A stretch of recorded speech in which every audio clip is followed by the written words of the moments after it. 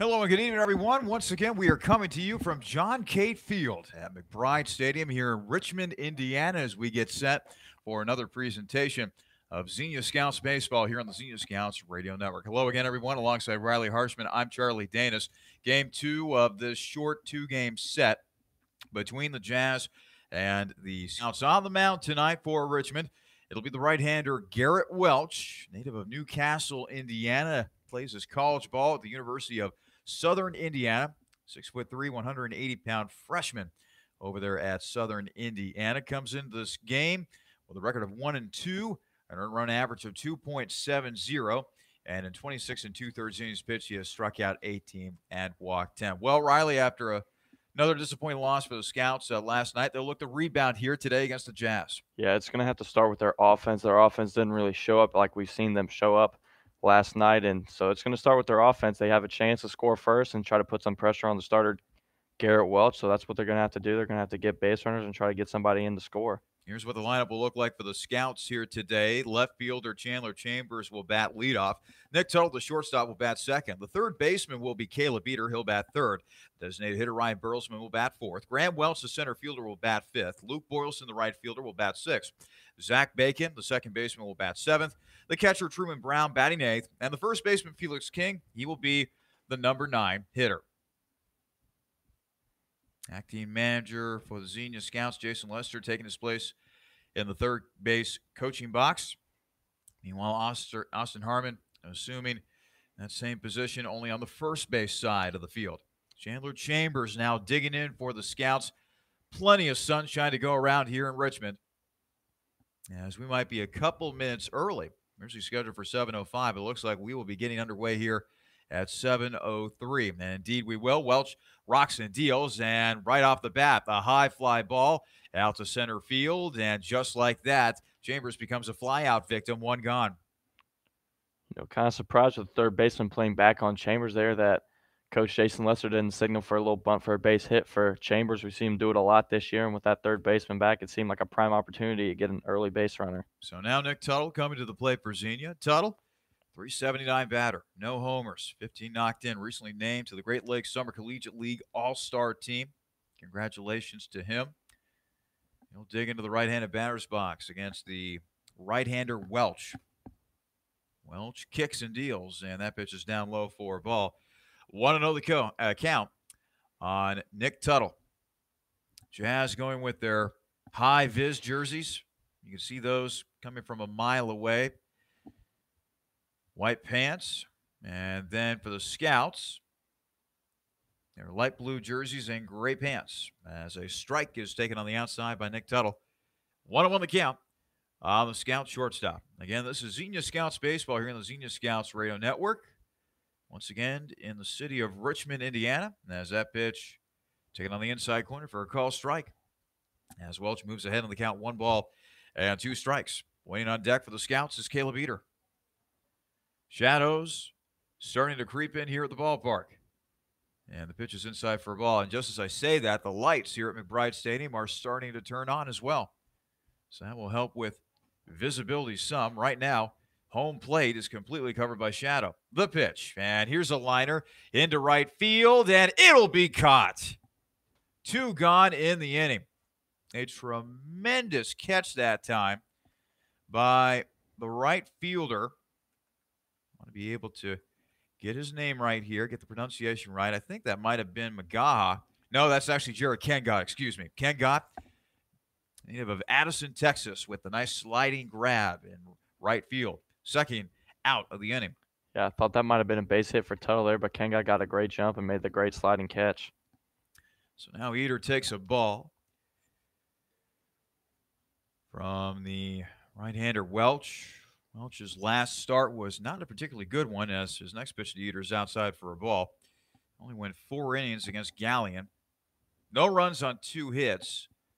5 hits, 2 walks, and 4 strikeouts. Didn't go all that long in that game and was hit with the loss, as the Jazz fell to the Raiders 4-1 that night, that coming back on July the 6th. The pitch, that is on the outside corner for a strike. 3-1 the count now on Caleb Eater. Another scout who made the Great Lakes Summer Collegiate League All-Star game. Welch with the 3-1. And that is inside for a ball. Caleb Beater had a bunch of walks last night, and the trend continues for the Scouts' third baseman as he trots on down to first after the walk. Now with Ryan Bertelsmann up, there's a chance for base hit here for Bertelsmann, possibly get Eater in a scoring position, see if the Scouts can get a run across here with 2 outs. Ryan Bertelsmann, 324 batter, no homers and 7 knocked in. Down low for a ball. That 324 batting average possessed by Bertelsmann, the third best on this Scouts team. Behind Cam Murray, who's hitting 362, and Nick Tuttle, who, as we mentioned, batting 379. Here is a liner over to third. They'll go the short way over to second, and that is how the inning will end. No runs, no hits, a man left on base for the Scouts. As we head to the bottom half of the first, the Scouts nothing, and the Jazz coming to bat here on the Xenia Scouts Radio Network.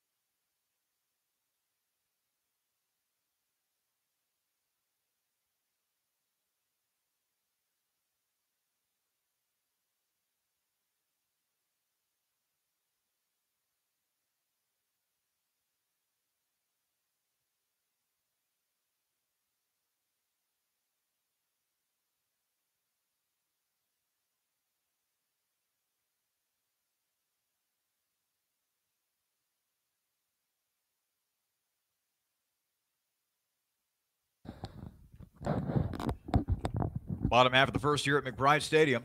Scouts nothing, and the Jazz coming to bat for the very first time tonight. And the first batter that will appear at the plate this evening for the Jazz will be Jacob Burlingame. And boy, Burlingame had himself a heck of a game last night for the Jazz. It was Richmond who defeated the Scouts by a final of 7-3 yesterday evening. And Burlingame able to contribute, going 2 for 3 with an RBI, a triple as well.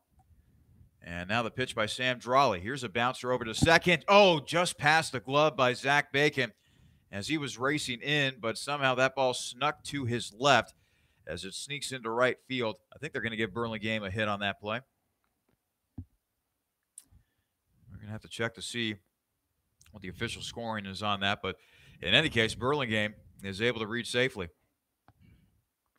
Yeah, that at the lip of the infield grass where it hits the dirt, sometimes you'll get a little bit of a crazy hop, and that's just what happened to Bacon there. Jumped to his left, and he was unable to recover. And they're going to give Bacon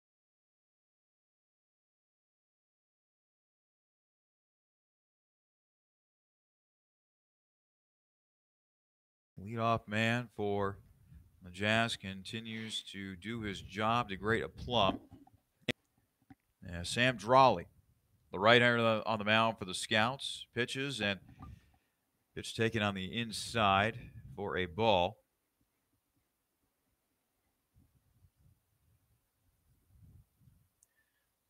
Drawley looking back at the runner at first. And now a fly ball hit out to deep right field. Boylston will back up, and he will make the play for the first out of the game after the fly out by Tommy Bell, the shortstop. So one gone here in the bottom half of the first.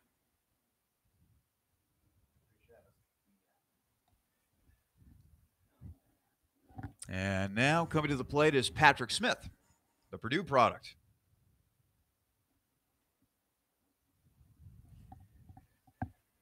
Smith batting for the left side against the right-handed throwing Drawley. And the pitch by Sam, and it's a bouncer up the middle. Throw over to second in time. Throw over to first is in time as well. A double play turned beautifully by the Scouts infield. And just like that, the inning is over for the Jazz. We head to the top half of the second. Nothing between Xenia and Richmond here on the Xenia Scouts Radio Network.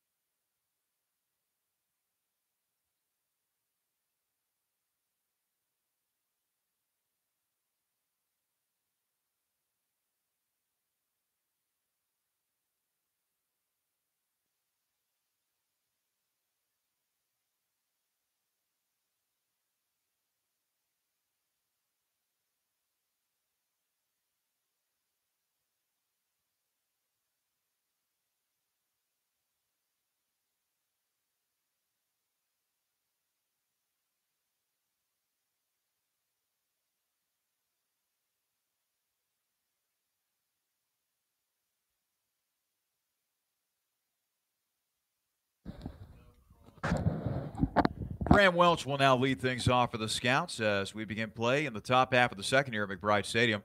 Scoreless game between the Scouts and the Jazz. Back on the mound is the right-hander Welch, and he's taking on the center fielder Welch. So that pitch is taken on the inside corner. A Welch versus Welch matchup. The pitcher, Garrett Welch, he's from Newcastle, Indiana. Meanwhile, Graham, the batter currently for Xenia, well, he'll line up single into left field for a base hit. That's what he's going to do. First hit of the ball game for the Scouts. Good piece of hitting there. Welch got a pitch a little bit on the outside that he liked enough to knock it over that way. Good piece of hitting it to where it's pitched. And by the way, Graham Welch is from Allen, Texas. I highly doubt that Graham and the right-hander on the mound, Welch, are related, but hey, you never know. Luke Boylston, meanwhile, coming to the plate for Xenia for the first time. First pitch to him is low in the dirt.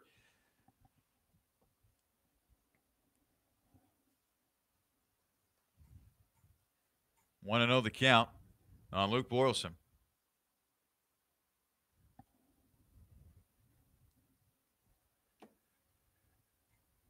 1-0 pitch on the way, and again, it is down low for a ball.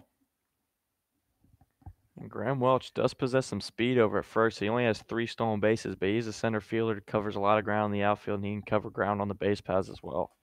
2-0 pitch upcoming here from Boylston as Welch takes his lead off of first. The pitch, that's down low for a ball, so now it's 3-0 on Boylston. Zach Bacon waiting on deck for Xenia. Scouts moments ago getting their first hit of the game. Now they're looking for their first run of the game. The pitch, 3-0 in their first strike. 3-1. Now the count on Luke Boylston. Boylston on the year, 259, 1 homer and 9 knocked in. 3-1. Boylston swings and misses at that one. So now the count will go full. 3 balls and 2 strikes. Boylston's got to be thinking fastball on this pitch here. It's pretty much the only pitch he's seen this at bat. So you got to think Welch going back to it to try to get a strike. Payoff pitch, down low for a ball. Nice patience exhibited by Luke Boylston that time as he is able to earn a walk. That's the second walk of the game for Welch.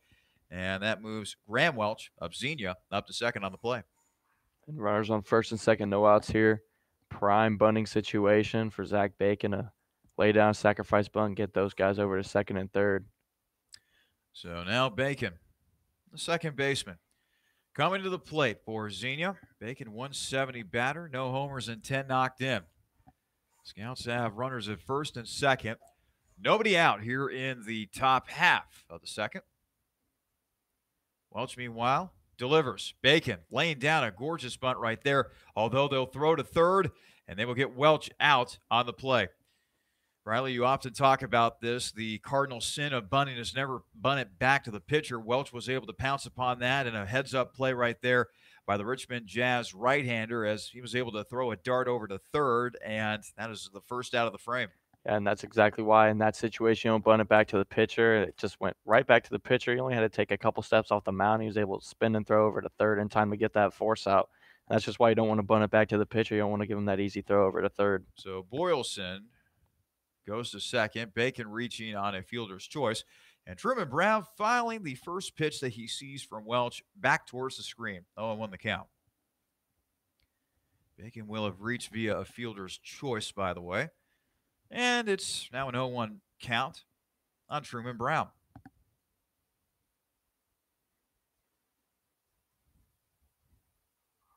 The pitch.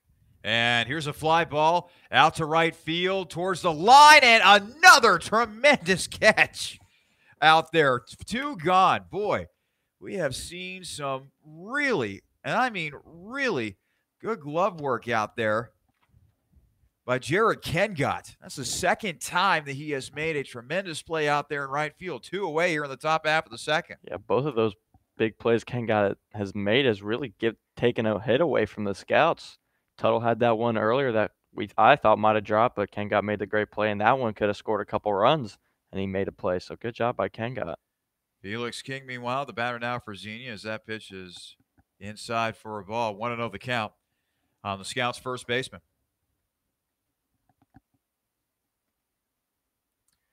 Felix on the season, batting .240 with 2 homers and 13 knocked in. He'll take a pitch down in the dirt. And it's now a 2-0 count on King. Bacon, the runner, at first. Boylston, the runner, at second.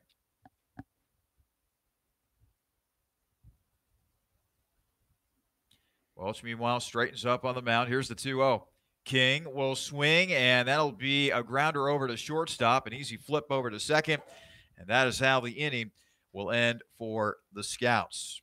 Well, no runs, no hits.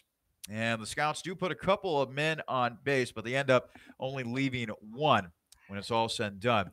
We're heading to the bottom half of the second here at McBride Stadium. Still no score between the Scouts and the Jazz.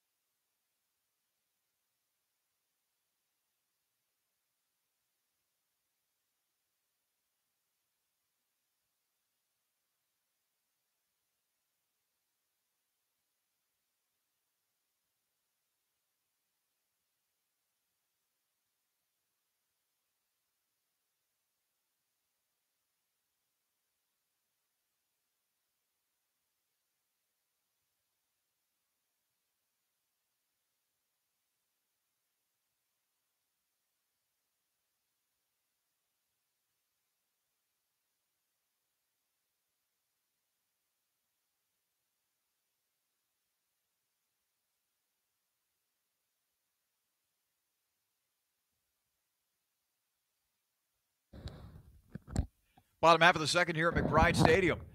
No score between the Scouts and the Jazz as Sam Drawley, the big right-hander, back on the hill for the Scouts. First batter that he will face is Stephen Bennett, and Bennett promptly pops it up. Truman Brown back in foul territory, and he will make the catch for the first out of the inning. So just like the top half of the first, 1 pitch, 1 out for Big Sam.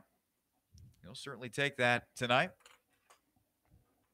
Yeah, Sam only threw 4 pitches in that first inning, so very good, very quick inning. And, you know, Coach Jason Lesser's got to love that out of his starter, getting through an inning in 4 pitches, especially with this injury-studded bullpen.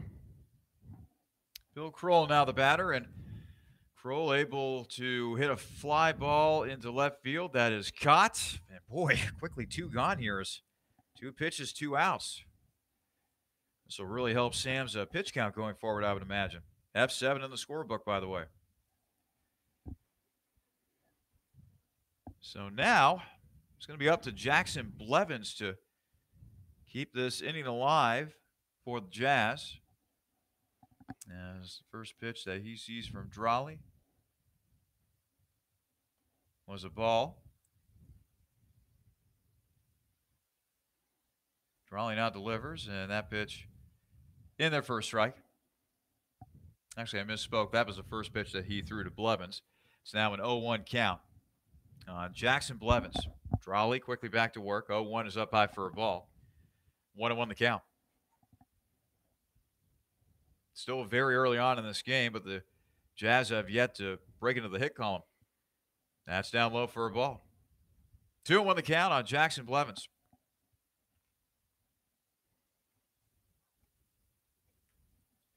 The pitch by Drolley catches the outside corner for a call strike. 3-2 the count on Jackson Blevins. Now the pitch by Drolley, that's down low for a ball. And that'll be the first walk of the night for Big Sam. And now the batter will be Jared Kengott, who has already wowed us here tonight in Richmond with a couple of highlight reel catches in right field. He will look to try to produce a similar big moment here for the Jazz offensively, although Drolley has other ideas out there on the mound. 2 gone here in the bottom of the second. Still no score between the Jazz and the Scouts as Kengott will pop this one up. Brown might have another play. He'll give it a look, but that will finally settle into the seats behind home plate. 0-1 the count on Jared Kengott.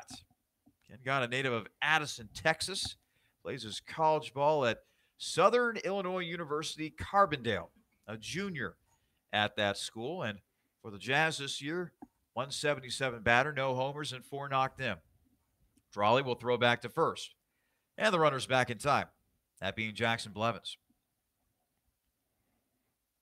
Scouts wearing their light blue jersey tops along with the gray pants. Meanwhile, Richmond going with the high-vis jerseys and the white pants. 0-1. That's fouled back. Count moves to no balls and 2 strikes on Jared Kengott. You know, in the first 2 pitches to Kengott, you could kind of see him leading out on his front foot while he's up at the plate. So, Sam, with a guy who's leaning out in front like that, you can really get him on a good breaking pitch. Jared Wolf waiting on deck for Richmond. Meanwhile, however, Drolley paying attention to Kengott. The pitch. Here is a grounder over to third. Throw to first will be not in time. Kengott able to beat that out for an infield single. It was hit right on the button. Looked like to the shortstop, Nick Tuttle, that time.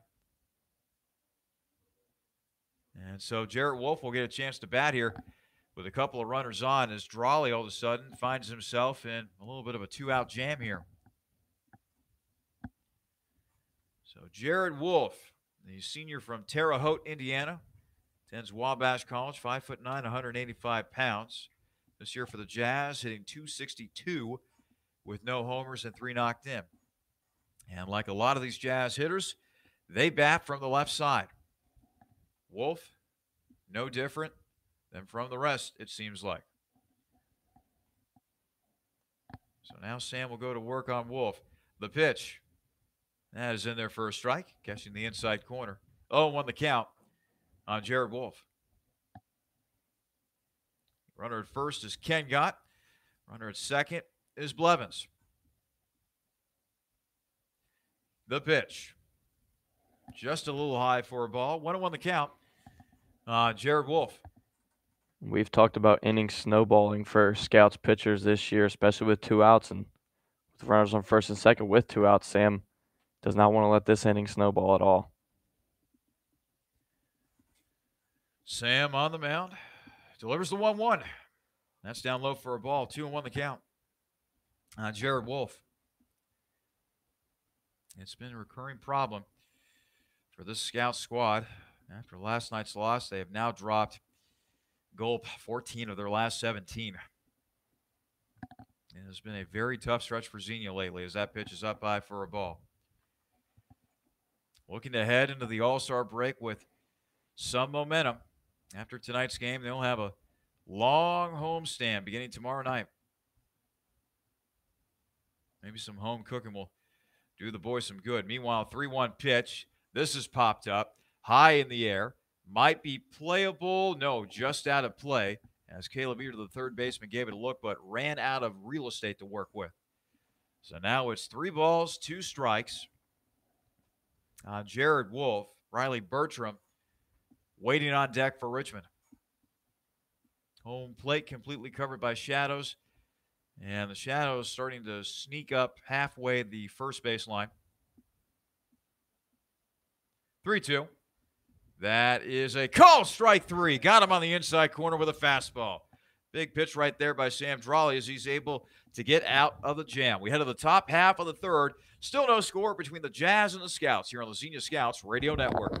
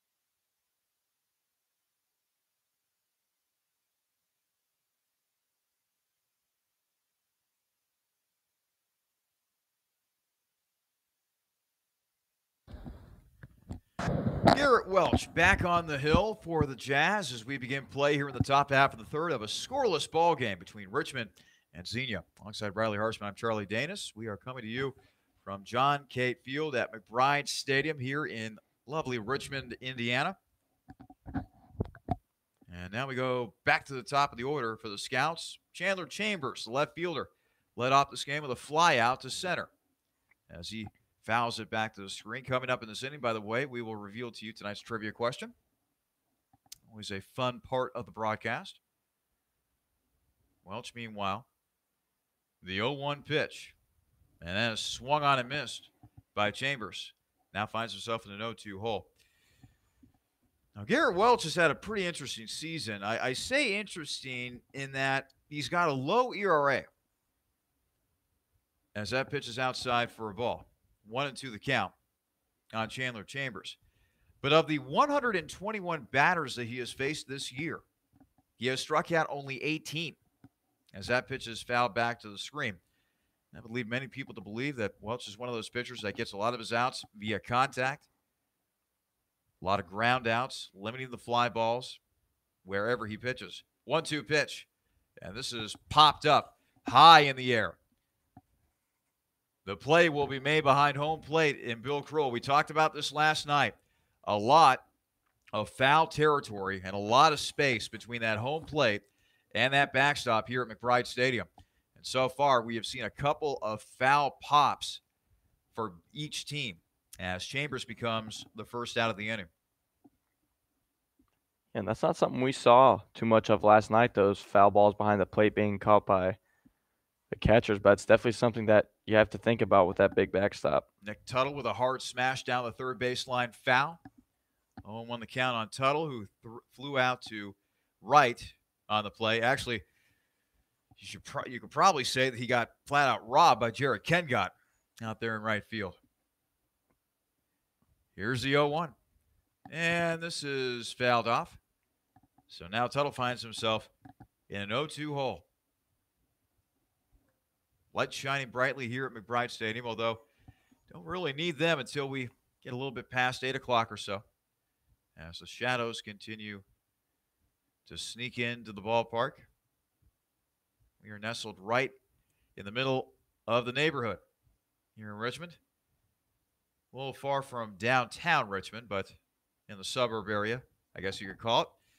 As Tuttle fouls it off, 0-2 the count.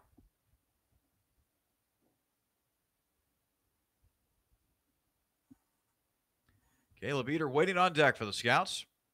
The 0-2.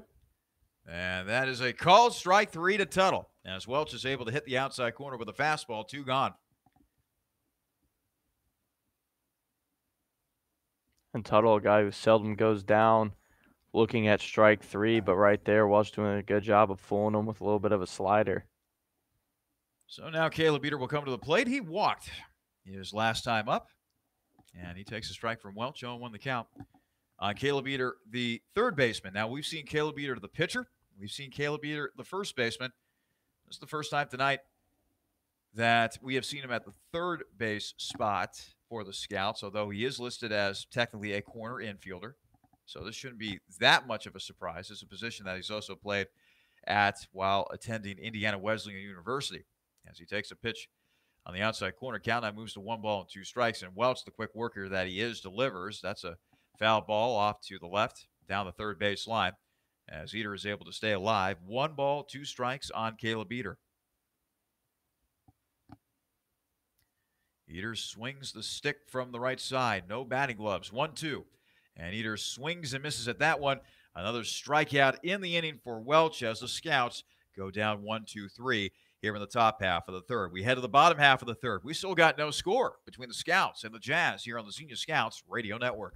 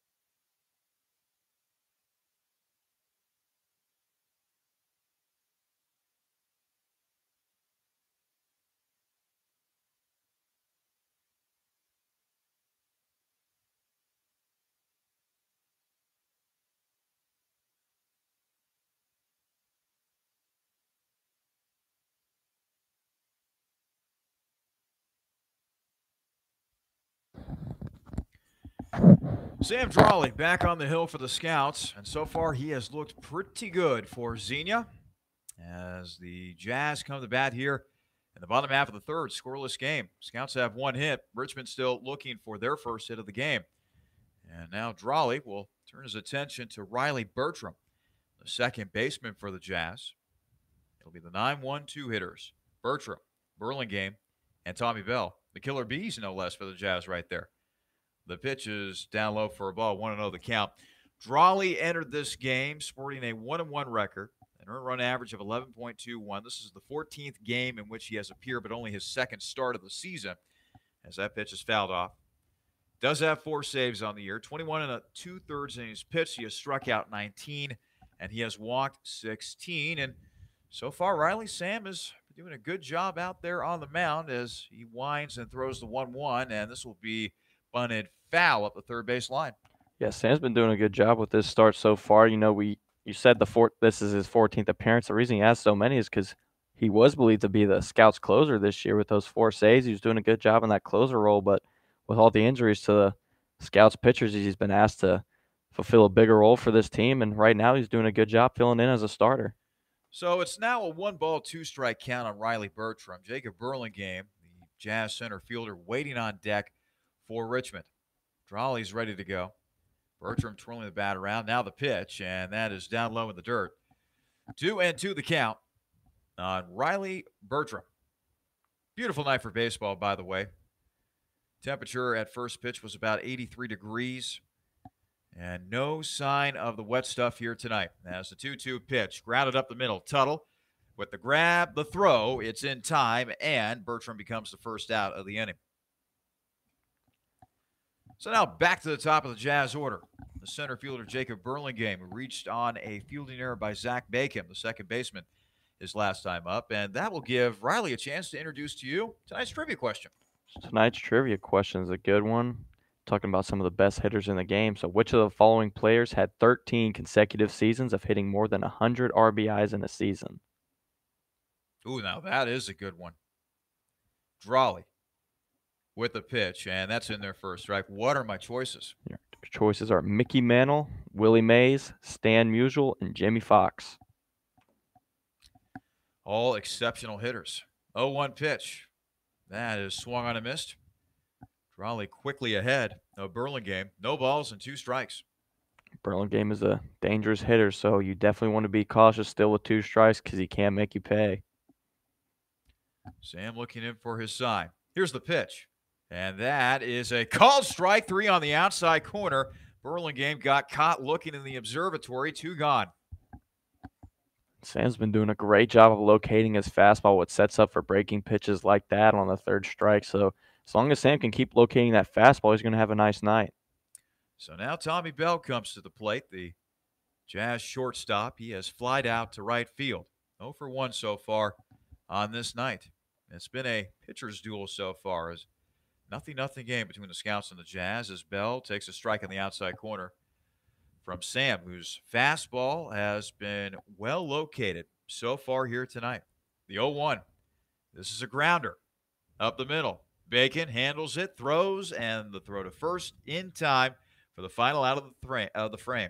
A 1-2-3 inning for Sam Drawley. We head to the top half of the 4th. Still looking for a score here, folks, at McBride Stadium. Still nothing between the Jazz and the Scouts here on the Xenia Scouts Radio Network.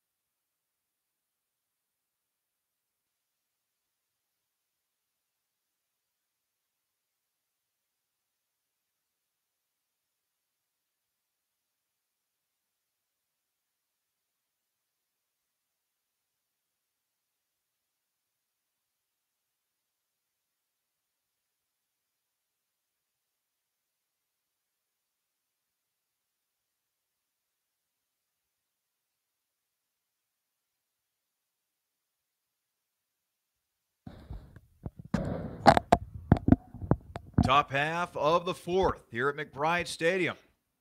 Good old-fashioned pitcher's duel so far. Nothing game between the Jazz and the Scouts. As Ryan Bertelsmann will come to the plate. Grounded into a fielder's choice that ended up ending the top half of the 1st. So now Bertelsmann looking to start off this inning for the Scouts well as he shows bunt, pulls it back. That ball was in the dirt. 1-0 the count. Bertelsmann, Welch, and Boylston coming up here for the Scouts here in the top half of the 4th against the right-hander Garrett Welch. Speaking of Welch, he delivers the 1-0, and that is fouled back to the screen by Bertelsmann.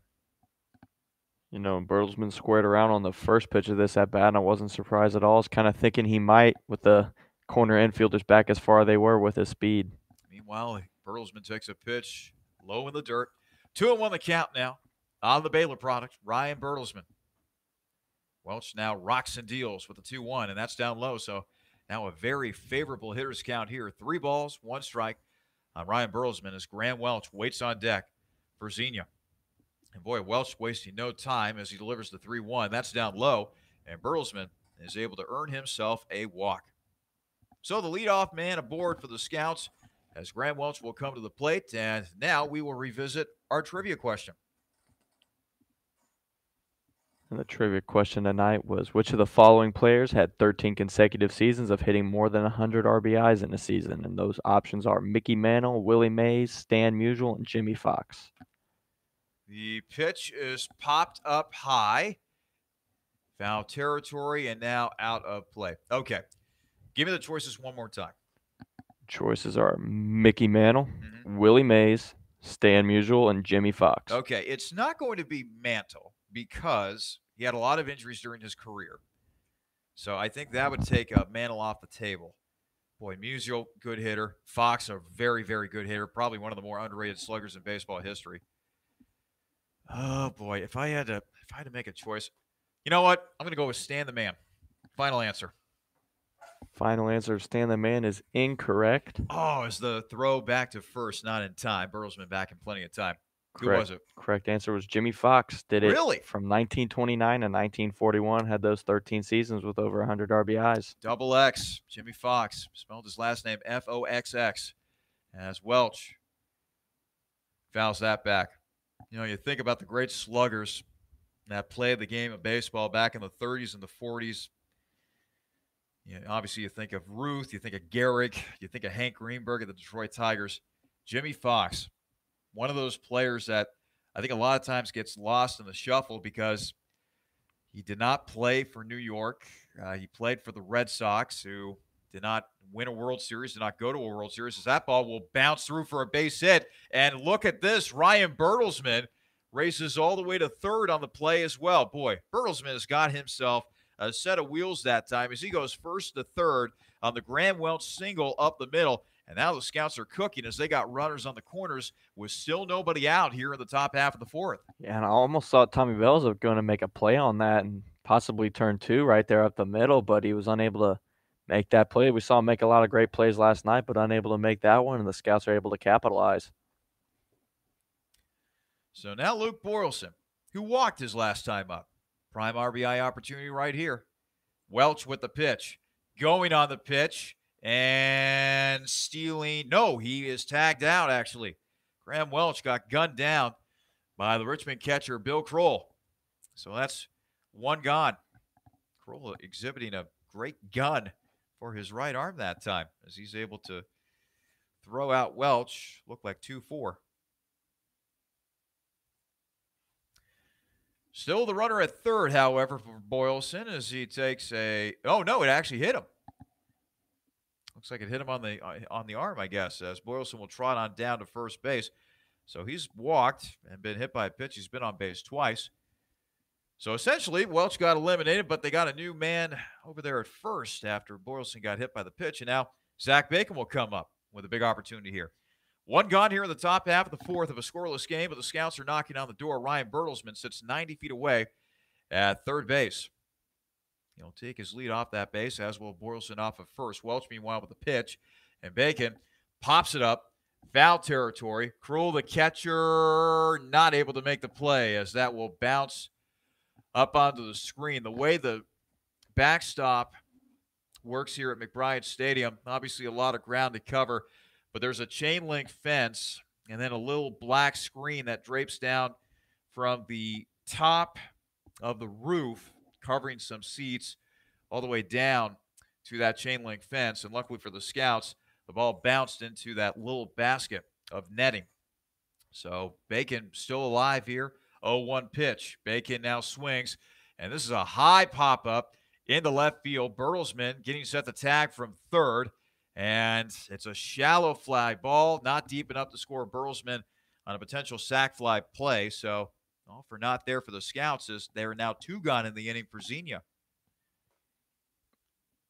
Getting Bertelsmann in has got to be a priority here, but at this point, you got to hope for a pass ball or try to get a hit here. And Truman Brown's been doing a good job with runners in scoring position the past couple games we've seen him in. Jared Wolf making the catch, by the way, for Richmond and doing a nice job of throwing it back into the infield. So two gone. Runners still at the corners, and Truman Brown will now be the batter for the Scouts. He flew out to right his last time up. He was another victim of Jared Wolf out there in right field. Actually, I take that back. Jared Kengott, excuse me. Welch now looking back at first. Turns his attention back to the batter, Brown. Here's the 0-1. That's down low for a ball. 1-1 the count on Truman Brown. Scouts trying to make a bid here to grab an early 1-0 lead, perhaps even more. as they bat here in the top half of the fourth of a scoreless game.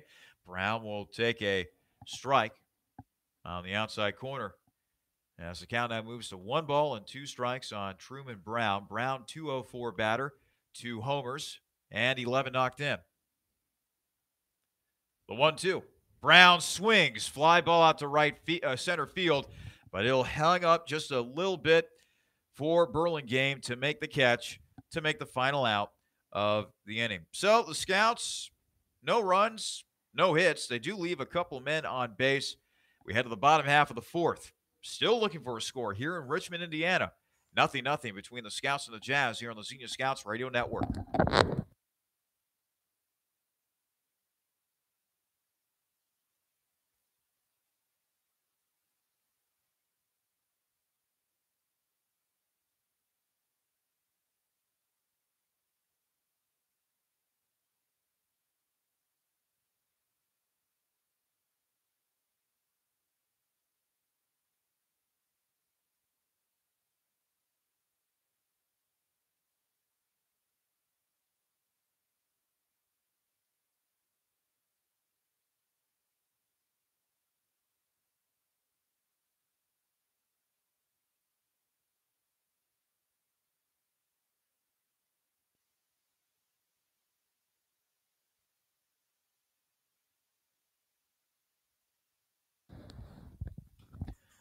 Bottom half of the fourth coming up here in Richmond, Indiana. The Jazz and the Scouts, they are locked in a pitcher's duel at the moment. 0-0 between both of these teams that hail from the Southern Division of the Great Lakes Summer Collegiate League. Alongside Riley Harshman, I'm Charlie Dan. So glad that we could have you along for the ride for this presentation of Xenia Scouts Baseball here on the Xenia Scouts Radio Network. Xenia entering play tonight with a record of 9-18. They are now 11 games back of the division-leading Cincinnati Steam. Meanwhile, Richmond 10-17, 10 games back of the Steam, who now all of a sudden have opened up a game-and-a-half lead over second-place Southern Ohio in the Southern Division. Meanwhile, in the Northern Division, it is a virtual tie atop that division between Lima and St. Clair. Lima 16-10, St. Clair 17-11, with Saginaw a game-and-a-half behind both of those squads. As the first pitch from Sam Drawley this inning to Patrick Smith is down low in the dirt for a ball. 1-0 the count on Smith, who grounded out to shortstop his last time up. The pitch by Sam, and that is in there for a strike. 1-1 the count. What has really helped Sam Drawley? Well, pitch efficiency, getting outs with not a lot of pitches. In fact, there have been a couple instances tonight where he's only needed 1 pitch to get a batter out. As that pitch misses, 2-1 the count on Patrick Smith. Already tonight, Drawley has 2 1-2-3 innings. Here's a fly ball out to center. Murray with the catch. Or Graham Welch, excuse me. Graham making a sensational catch right there, diving and making the play. Although, did they call a trap on that play? Looks like Patrick Smith is staying put at first base for right now, and only staying put at first base. And now he'll head to the dugout. There was a brief chat between our home plate umpire and the manager for Richmond, that being Ryan Bertram. So that is the first out of the frame. Boy, Graham Welch flashing the leather that time as Drawley delivers a ball to Stephen Barnett. He fouled out to Truman Brown, the catcher, his last time up. Now he lines a ball down the left field line, and that's fair. It'll rattle up into the corner. This will be extra bases for Stephen Barnett, or Stephen Bennett, excuse me, as he'll head into second with a double. That was the first mistake pitch we've seen Sam throw. He left that pitch up and inside in the zone, and Bennett just sent it for a ride. When you get a high inside pitch like that as a right or left-handed batter, you tend to put it down the line like that, and that's exactly what Bennett did and was able to get extra bases. So now following the double by Bennett, here comes Bill Kroll. Kroll, the catcher, and let go of his bat, which goes flying right into the Scouts' dugout. 0-1 the count. After that little mishap, boy, Scouts are very lucky that thing did not hit someone in the noggin. Yeah, That would have hurt. yeah, that was a scary situation there. Real quick, we have a good view of that Scouts dugout. Not sure who it was, but wasn't quite paying attention. Just moved out of the way in time because the bat was about to hit that whatever Scout player that was in the head. Kroll, a flyout victim to left his last time up, so he's 0 for 1 on the day. And by the way, that double by Stephen Bennett, first hit of the night for Richmond. Each team with only one hit apiece so far here in the early going. Drawley now looking in for his sign from his catcher, Truman Brown, and he has it. But then he turns around to second, bluffs a throw over to second as Bennett retreats. Now Sam gets back on the rubber. Right-handed batting Kroll waiting on the 0-1 pitch. Here it is. Kroll swings and fouls it at the plate. No balls and 2 strikes on Kroll. Jackson Blevins waiting on deck for Richmond. Kroll knocked in a few runs for the Jazz last night against the Scouts. Would love to do that again right here with the first runner in scoring position on the day for the Jazz. Drawley sets on the mound. Here's the 0-2. Down low for a ball. Nice block in the dirt that time by Truman Brown. Really got to hand it to the catchers so far in this series for the Scouts. We saw Jarrett Lindsey put on a clinic last night when it came to blocking balls in the dirt. So important in a ballpark like this where the backstop is so far away from home plate. And so far, Truman Brown, he's been up to the task doing the same as that pitch is fouled off by Kroll. And it's now a 1-ball, 2-strike count on the Richmond catcher. Kroll, senior from Coraopolis, Pennsylvania, attends Canisius. Still working with a 1-ball, 2-strike count against the right-hander Drawley. The pitch. Down low. Another block by Brown. Throw to third, and the runner is there safely. So that's heads up base running that time by Bennett as he's able to advance to third on the play. And now the Jazz. Half inning after the Scouts had a runner 90 feet away from scoring. Same can be said about the Jazz now as Bennett moves up a base on the play. It's now a 2-2 count on Kroll. Meanwhile, Drawley with the pitch. Down low for a ball, so now we'll go full 3-2.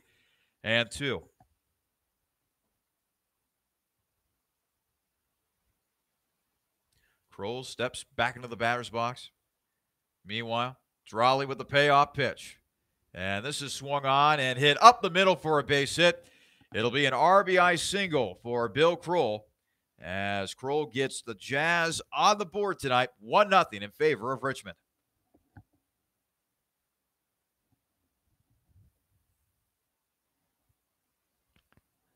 And Sam just allowed the first run of the game, but shouldn't get too discouraged. He's been pitching a great game, and he can still get out of this inning with only that 1 run.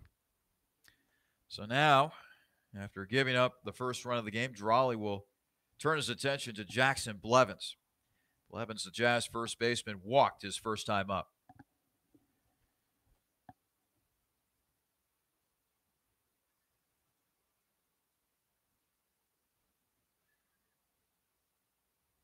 Pitch by Drawley, and that's down low for a ball. And apparently Kroll was able to advance to second on the play following the throw back into the infield. So more heads up base running by the Jazz this inning. 1-0 in favor of Richmond here in the bottom half of the fourth with 1 gone. And here's a grounder over to first. King will race over to the bag and beat Blevins for the second out of the inning. 3 unassisted in the scorebook. And now they'll bring Jared Kengott to the plate. He reached on a fielding error by the third baseman Caleb Eater. That came back in the second. Advancing the third on the play is Kroll, who had the RBI single earlier in this frame. Drawley looking to keep this at a 1-0 deficit for the Scouts. The pitch by Big Sam. And here is a liner out to short. And it is not handled cleanly by Nick Tuttle as another run will come in to score on the play. Thought for a moment that Tuttle would just be able to pick that one out of the air. but not able to make the play is Tuttle. Coming in to score on the play is Kroll as Kengott reaches safely. And another error for the Scouts, their third already of the night. Yeah, Tuttle took a weird angle on that ball, just let it stay out in front of him instead of getting in front of the ball, and he was unable to make the grab, and when he didn't put his body out in front of him, he wasn't able to even still make the throw. Jarrett Wolf, meanwhile, fouls the first pitch that he sees from Drawley off to the left. Wolf struck out looking his last time up. So 2 runs for the Jazz here in the bottom half of the fourth, one coming around on an RBI single by Bill Kroll. And then another run scoring. Kroll coming around on the error by Tuttle. And now Tuttle will give way on a fly ball. The left fielder, that would be Chambers, making the play. And that's the end of the inning for Richmond. But the Jazz, they're able to get a couple runs on a couple hits and leave a couple men on base. We head to the top half of the fifth. Richmond 2, Xenia nothing here on the Scouts Radio Network.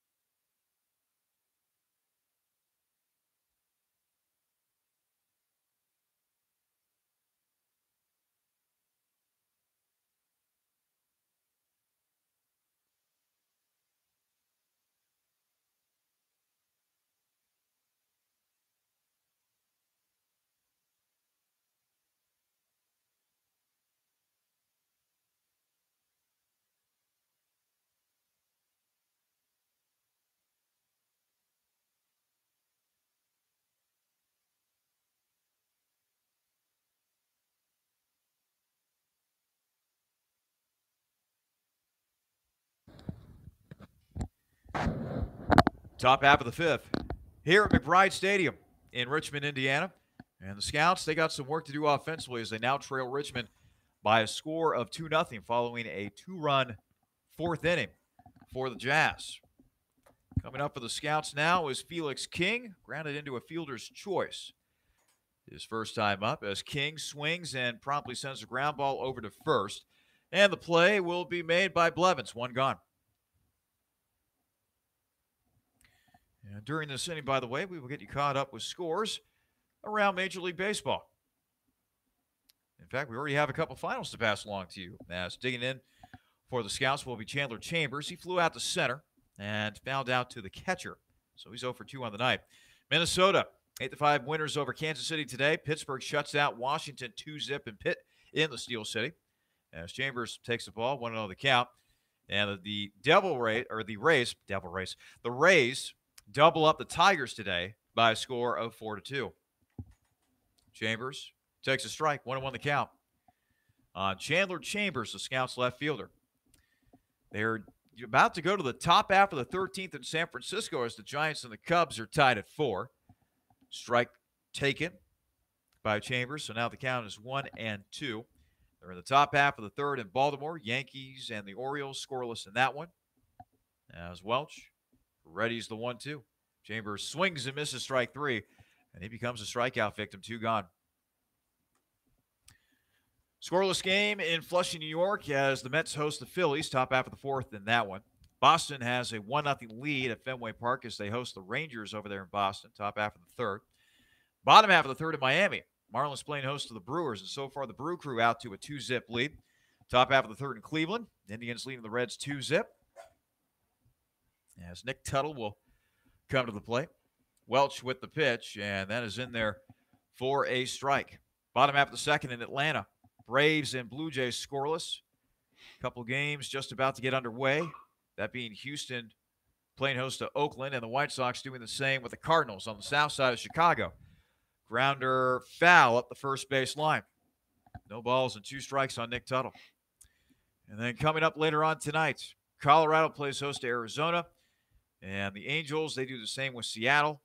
The Padres, they play host to the Los Angeles Dodgers.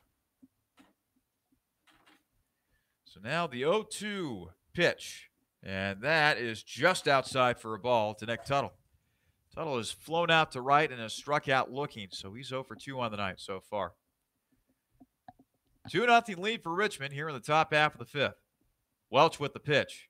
Tuttle swings and fouls it to the left. Back towards the Scouts' dugout as that'll hit the screen facing the dugout. 1 ball and 2 strikes on Tuttle. Caleb Eater waiting on deck for Xenia. Welch with the pitch. There's a swing, and there's a grounder over to short. Throw to first will not be in time as Nick Tuttle able to beat it down the line for an infield single. Nice hustle that time by Nick. And the shortstop, Tommy Bell, kind of got a weird spin on the ball when that got off the lip of the infield. You could tell that he struggled getting it out on the transition and wasn't able to make that throw in time to the speedy Tuttle. Caleb Eater now coming to bat once again for the Scouts. He has walked and struck out swinging. 0 for 1 on the night so far. The pitch. That's on the outside corner for a strike. 0-1 the count on Caleb Eater. So Tuttle, the 2-out runner at first. Scouts trailed 2-0. Eater has some pop in the bat. Let's see what he can do here. 0-1. That's outside for a ball. 1-1 the count. Caleb Eater. Just has the look of an old-fashioned ball player. No batting gloves. Hunched over. As Welch will deliver. And this will be a ground ball over to third. This should end the inning, and it does, as the throw to first is in time for the final out of the frame. Scouts, no runs, 1 hit. They do leave a man on base. We head to the bottom half of the fifth with Richmond leading Xenia 2-0 here on the Scouts Radio Network.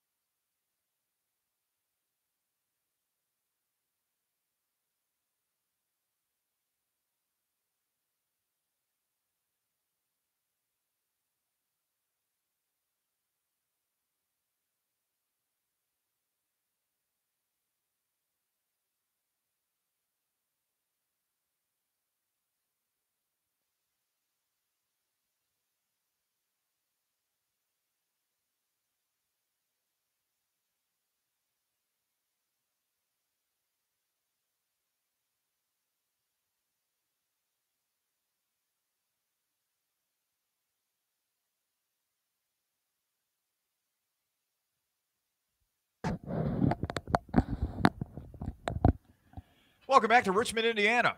As we head to the bottom half of the fifth here at McBride Stadium, 2-0 lead for the hometown Richmond Jazz. Scouts right-hander Sam Drawley back out there on the hill. Got a couple of final scores to report for you from the Great Lakes Summer Collegiate League today. We have a couple of double headers that are being played here this evening. Irish Hills taking game 1 of their twin bill with Muskegon by a final of 4-3. As Drawley gets set to go to work against Riley Bertram. Bertram takes a ball. Ground out victim his first time up. St. Clair, meanwhile, shut out Gallion 1-0. Other scores. Game 2 at Irish Hills. The Leprechauns are up 5-0 in the bottom of the third as this ball is hit way up in the air on the infield. King is under it. He'll make the catch. That'll be the first out of the inning.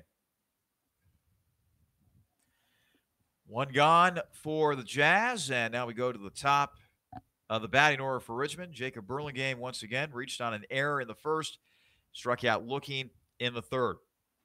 Still more scores around the Great Lakes Summer Collegiate League now. Game 2 involving St. Clair and Gallion. That's a 1-1 game in the bottom half of the third, a game taking place in Gallion at the moment.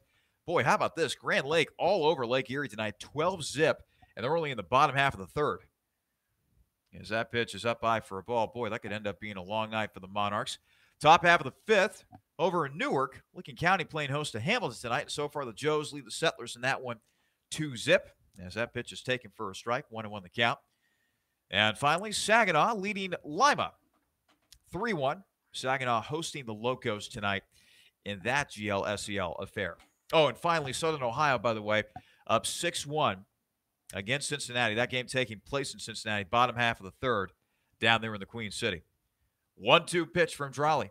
That is just outside for a ball, as the count will even at 2 balls and 2 strikes. Tommy Bell, the Jazz shortstop, waiting on deck for Richmond. Here's the 2-2. That is swung on and missed. Second time the Berlin game has gone down on strikes. 2 gone here in the inning. We're just loving everything about Sam's appearance right now. Yeah, those 2 runs came across in that last inning, but the Scouts defense has given up 3 errors, which is not something we're used to seeing. So Sam just has to keep focusing on what he can control and keep getting outs. This is by far the best that we have seen from Sam Drolley this year. If I had to venture a guess, as this will be a fly ball out to right field. Catch will be made by Boylston. And it's another 1-2-3 inning for Sam Drolley as he sets the Jazz down in order. 5 innings in the books here in Richmond. We head to the top half of the 6th with the Jazz leading the Scouts 2-0 here on the Xenia Scouts Radio Network.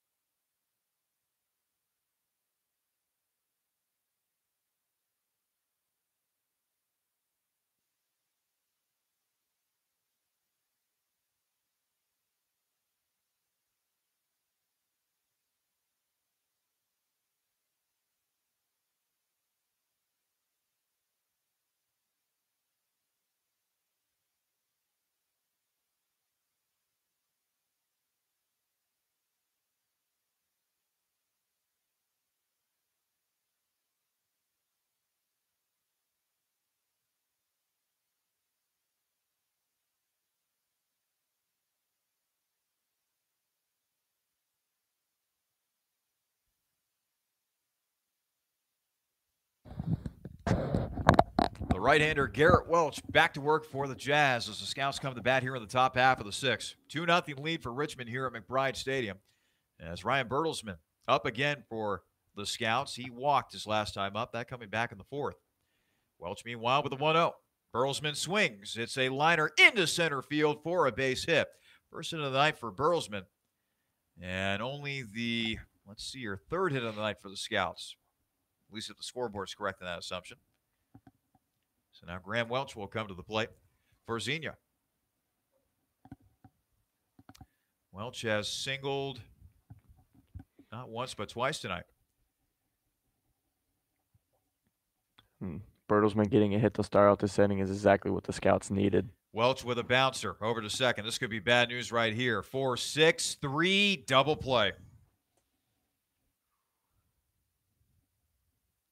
So just like that, the offensive opportunity stymied right there by the Jazz as Welch grounds into a 4-6-3 double play. 2 gone already in the inning.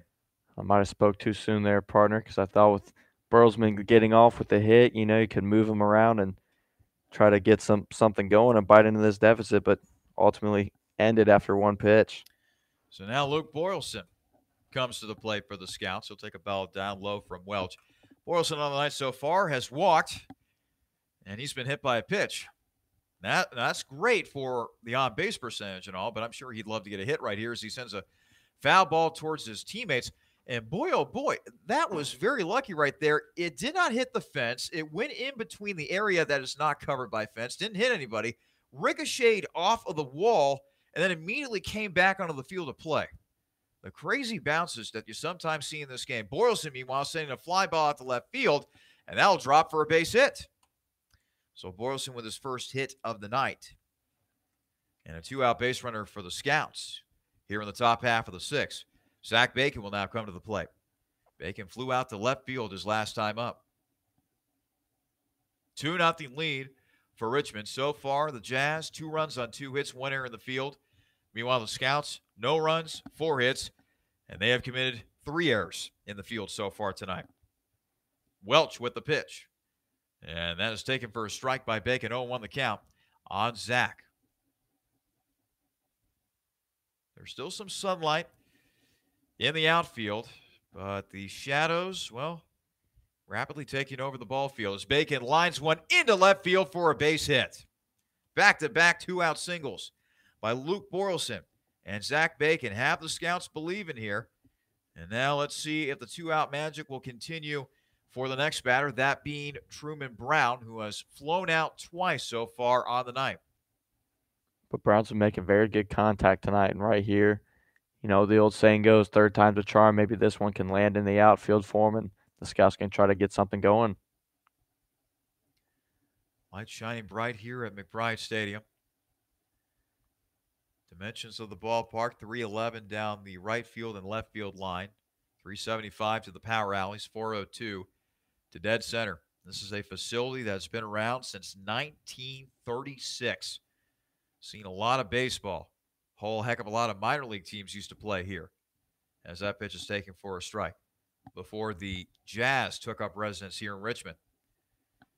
So now Brown facing an 0-1 count against the right-hander Welch, who has done his job so far on the mound tonight. For the Jazz, as that ball is blocked beautifully by Bill Kroll, the catcher. 1-1 the count on the Scouts catcher, that being Truman Brown. Well, so far in the night, 5 2/3. No runs, 5 hits. He has struck out 3, and he has walked 3. But with back-to-back 2-out singles by the Scouts, Xenia looking to change the narrative here. The pitch. Brown takes it low. 2-1 the count. Well, I wouldn't think that the Scouts would run in this particular situation. Bacon, not a threat to steal, and Boylston certainly isn't as well. 2-1. Brown swings and fouls it at the plate.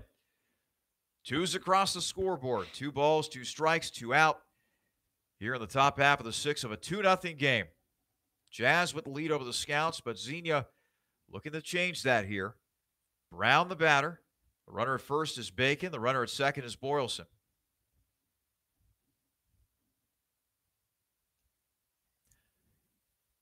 Two-two pitch. Brown takes a pitch down low, so now we'll go full 3-2, which means that both runners will be in motion once Welch throws this next pitch. With runners in motion, if Brown can get a base hit off, I think with Boylston getting that head start, could score. 3-2. Brown takes a called strike 3. Kind of a delayed response right there by our home plate umpire, but Brown goes down looking to end the inning for the Scouts. No runs, a couple of hits, and a couple men left on base for Xenia. We head to the bottom half of the 6th. Richmond still leading Xenia 2-0 here on the Xenia Scouts Radio Network.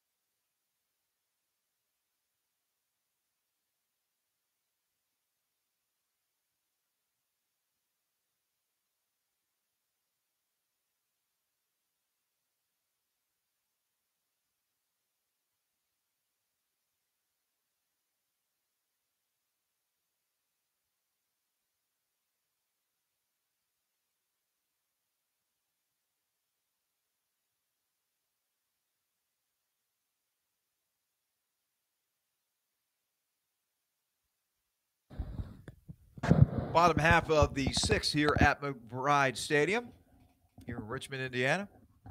2-0 lead for the hometown Jazz. And Richmond now coming to the plate here once again. Leading things off for the Jazz will be the designated hitter, Patrick Smith. He has grounded out to short and flied out to center so far in the evening, 0 for 2 on the night. Drawley with the pitch. Down low for a ball. And so far, it has been a good night for Sam. Aside from the 2-run fourth inning, he has given the Scouts a very good start on the mound so far, as that pitch is fouled off by Smith. The count even now at 1 ball and 1 strike. Yeah, for Sam today, it's all started with his fastball command. He's been putting that fastball exactly where he wants it, been making it very difficult for the Jazz to hit him today. 1-1 pitch. Grounder up the middle into center field for a base hit. Smith able to garner his first hit of the evening. And now that'll bring Steven Bennett to the plate. Bennett fouled out to the catcher his first time up, then doubled. Later came around to score an RBI single by Bill Kroll, that coming back in that 2-run fourth inning for the Jazz.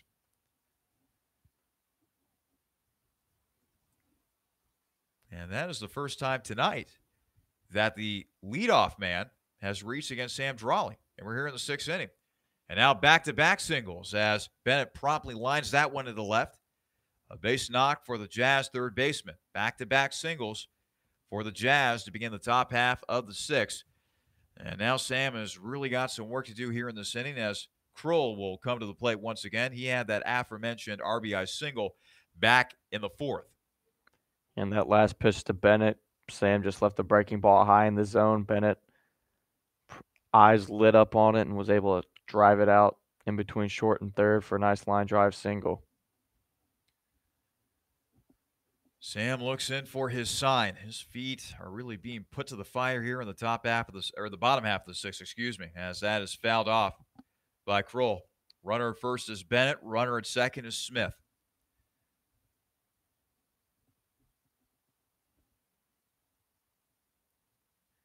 Drawley now back on the mound as he's slowed his tempo a little bit here with the traffic on the base pass for the Jazz. 0-1 pitch. Brown, the ball skips away, and both runners advance. Didn't go all that far from Brown, but it was just enough as both runners are able to move up a base. Smith moves on to third. Bennett moves up to second. Yeah, both the runners got a good secondary. They saw the ball was headed for the dirt. Whenever you see that ball headed for the dirt, it gets you moving a little bit quicker on your secondary. Then once they saw it got away from Brown, they were all over the next bag. 1-1 pitch, and that'll be lined in the left field for a base hit. 1 run will come in, another run streaming towards home, and he will score as well. Smith and Bennett score on the play.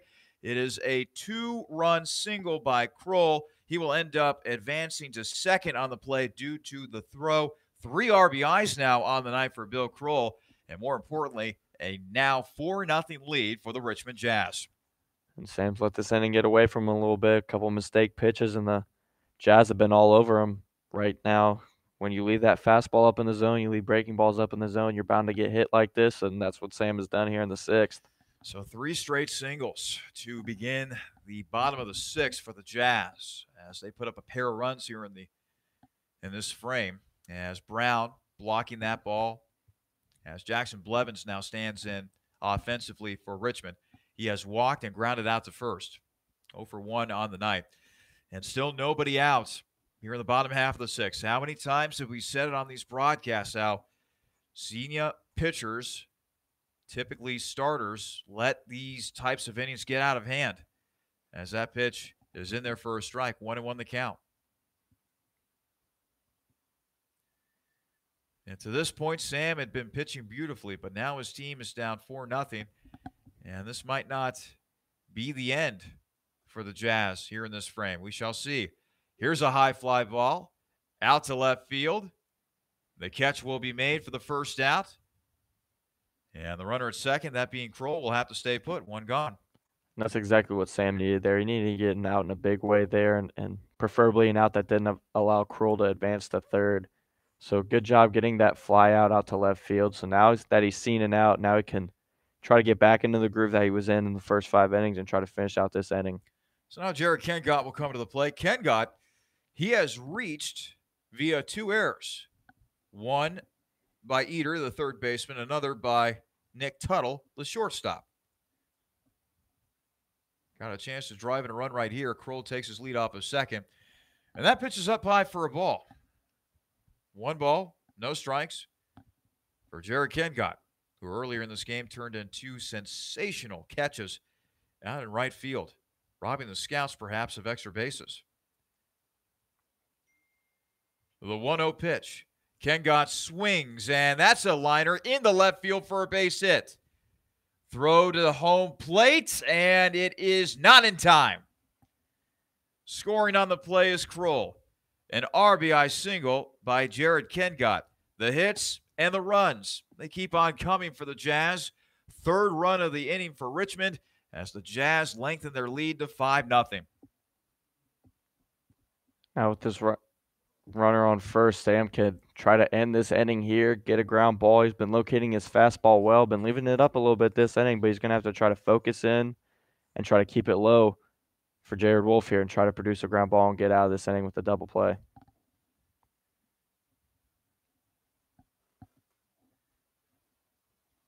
Raleigh checking the runner over at first, and now he'll turn his attention to the next batter, that being Jared Wolf. As I say that, he throws back to first once again, keeping Kengott close over there. Wolf 0 for 2 on the night with a strikeout looking and a fly out to left. 3 runs have crossed the plate for Richmond as Sam's attention apparently clearly focused on Kengott, the runner over there at first. Sam now looking in for a sign as Kengott once again takes his lead off of first. The pitch. Kengott going on the pitch and the slide. Throw into center field. Kengott advancing to third, and he is still waiting for a signal from our umpire in the field. He was safe. Always safe. Yeah, I believe Eater was unable to get that throw from center field, so Kengott was safe at third. So a runner now at third in the form of Kengott. Wolf with a high pop-up into foul territory. Caleb Eater giving it a look, and that will bounce out of play as that almost hit the pitcher's mound in the Scouts bullpen area. Speaking of the Scouts bullpen, last I checked, there was nobody warming up down there. We'll keep an eye on that. Boy, Sam Drawley was rolling in this game, only having given up the 2 runs in the 4th inning, but now experiencing some issues here in the bottom of the 6th as the Scouts trail the Jazz 5-0. Drawley with the pitch. That is swung on and missed. As Wolf goes down swinging, 2 gone here in the frame. And Sam, even though he's gotten hit quite well this inning for the Jazz, he's still throwing strikes out there, which is exactly what you need to be doing. We've seen Scouts pitchers sometimes this year when they get hit on a little bit, they lose their control. Sam not doing that. He's still locked in on the zone, trying to get outs for his team. So now Riley Bertram comes to the plate once again for the Jazz. He has grounded out to short, and he's also popped up to first. And he'll take a strike from Sam Drawley. 0-1 the count on Bertram. And Sam switching up his approach a little bit. He's really been starting out batters today with fastballs, but right there starting out Bertram with a curve.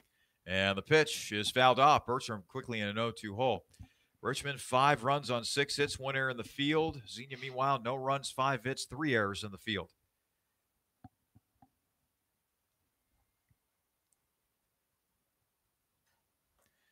Drawley readying the 0-2 pitch. Here it is. That is a grounder over to short. Tuttle with the throw, and Tuttle not able to get him. Another run, meanwhile, crosses the plate as Kengott comes in to score from third. Give Bertram a lot of credit there with the hustle as he was able to beat that out for a base hit. Those dribblers can really kill you when the infield is as back as far as it is. Usually as the midfield or middle infielders are usually back on the outfield grass, it's very hard to get those slow dribblers that barely make it out of the infield grass. So Tuttle making a great attempt at making that play, but unfortunately he couldn't. 4th run of the inning for the Jazz, who now lead Xenia 6-0 here in the bottom of the 6th. And now back to the top of the order for the Jazz as Jacob Burlingame trying to lay down a bunt. Drawley not able to pick it up cleanly, and everybody's safe.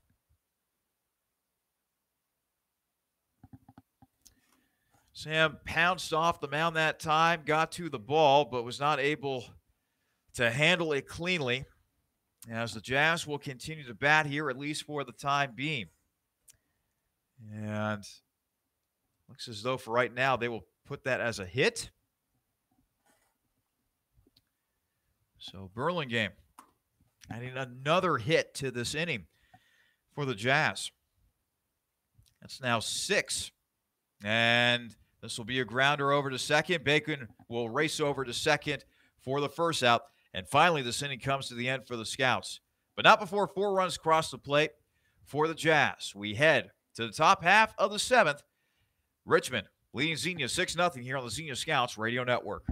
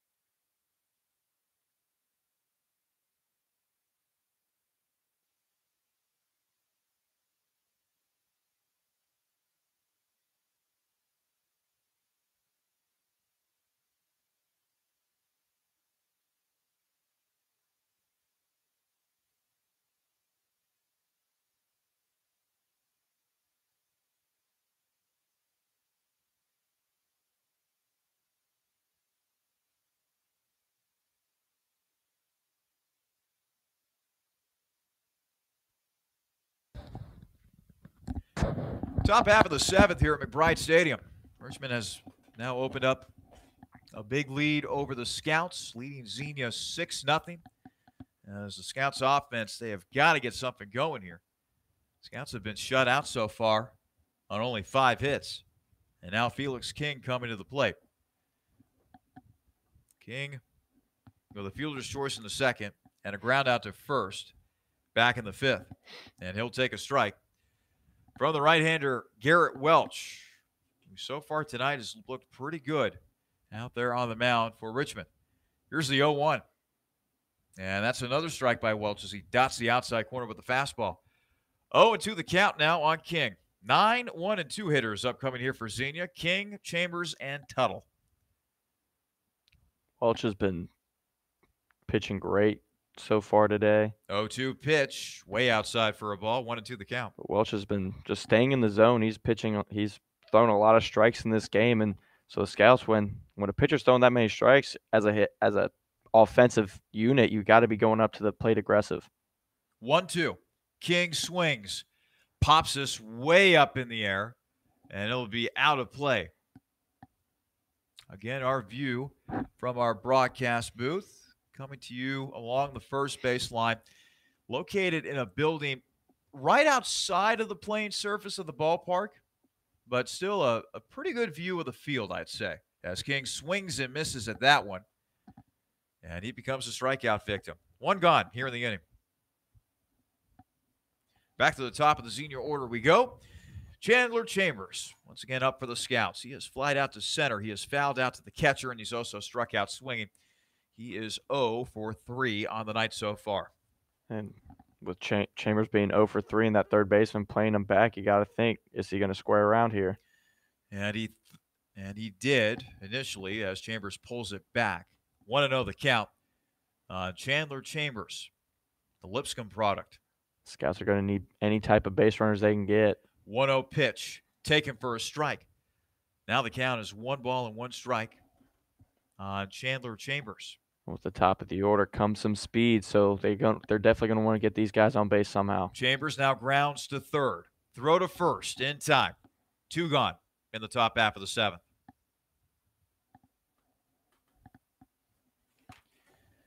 So now it'll be up to Nick Tuttle to try to keep this inning going for the Scouts. Tuttle 1 for 3 on the night with a single back in the 5th. 6-0 in favor of Richmond. This was a pitcher's duel early on, but The Jazz busted this game open thanks to a 4-run sixth inning. Ben Bills was warming up at the bullpen for the Scouts. It remains to be seen if Sam Drawley will come back out for another inning of work. His pitch count is around 60 or so. Problem is he's given up 6 runs on the night. 1-0 pitch. Tuttle taking a strike. 1-1 the count.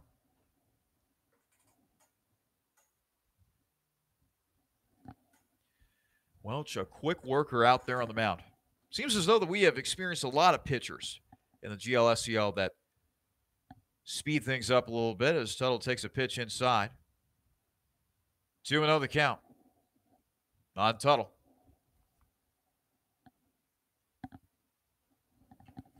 Tuttle back in the right-handed batter's box. 2-1 the count, excuse me. The pitch. Tuttle swings, and that got a piece of Welch right there. But running in and making the play, how about that? The second baseman, Riley Bertram. And just like that, the Scouts are retired 1, 2, 3. By the way, score that in your scorebook. 1, 4, 3. The final out of the inning here in the top half of the 7th. Stretch time here in Richmond as we head to the bottom half of the 7th. It's Richmond 6, Xenia nothing here on the Xenia Scouts Radio Network. And Gene Segura and Jesus Aguilar got named to the All-Star game as the final vote.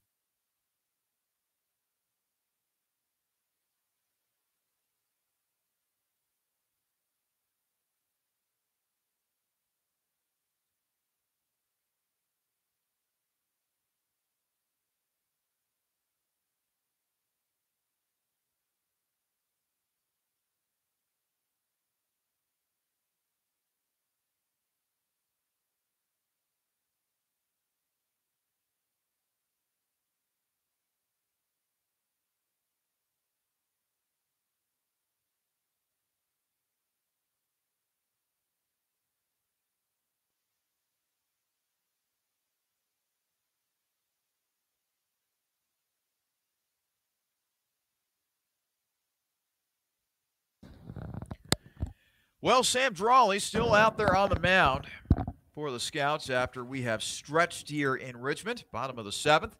Richmond leading Xenia 6-0 in this game. And now, Big Sam will go to work on Patrick Smith. Smith has grounded out to short. He has flied out to center. And he's also singled and scored in this game. Richmond with the big lead here thanks to that 4-run, 6th inning. Sam looking for better results here in the 7th as the pitch is fouled off by Smith. Middle of the order for the Jazz. Schedule the bat here for Richmond. Smith, Bennett, and Kroll. The 3, 4, and 5 hitters. The 0-1 up by for a ball. 1-1 the count on Patrick Smith. So after being on the road for seemingly forever, Xenia, well, they're going to be heading back to Xenia for the start of a long homestand as Smith is able to foul that one back.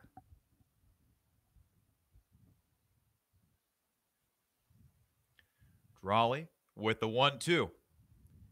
Here's a grounder. Snared by King. He'll toss over to Drawley, who will beat Smith to the bag. 1 out.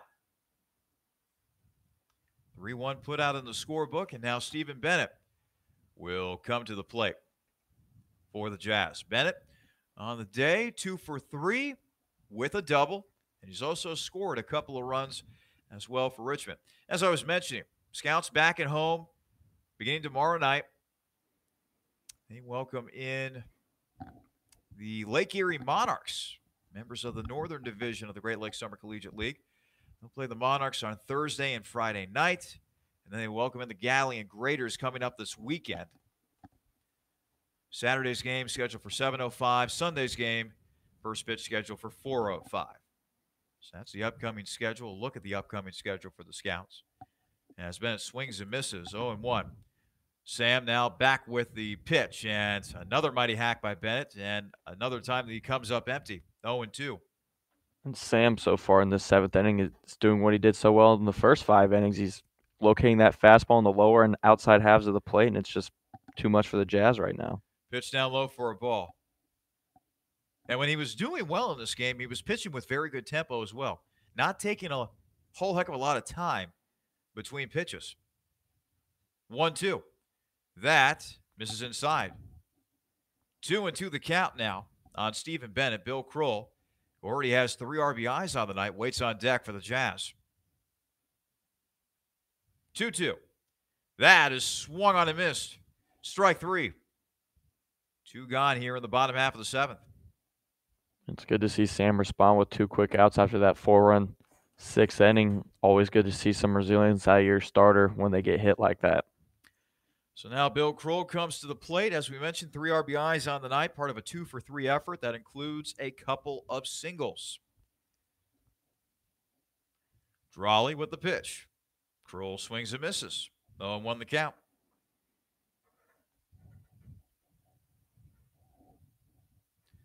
Field covered completely by shadow now. Still a little bit of daylight, but not that much, as now we will have to rely upon the lights here in Richmond as the pitch misses outside for a ball. 1-1 the count. Drawley with the pitch. That's fouled off. 1 ball, 2 strikes on Kroll. No, that pitch was a little high in the zone that Kroll just fouled off. And we've seen him pretty quick with the trigger to swing, so wouldn't be surprised to see Sam throw one pretty high here to see if he can get Kroll to chase. Drawley with the 1-2. This will be a ground ball. Out to Bacon. Zach with the throw to first, and that'll be in time for the final out. 4th time tonight that Sam Drawley has set the Richmond Jazz down in order. Unfortunately, his Scouts trailing the Jazz 6-0 here in Richmond as we head to the top half of the 8th here on the Xenia Scouts Radio Network.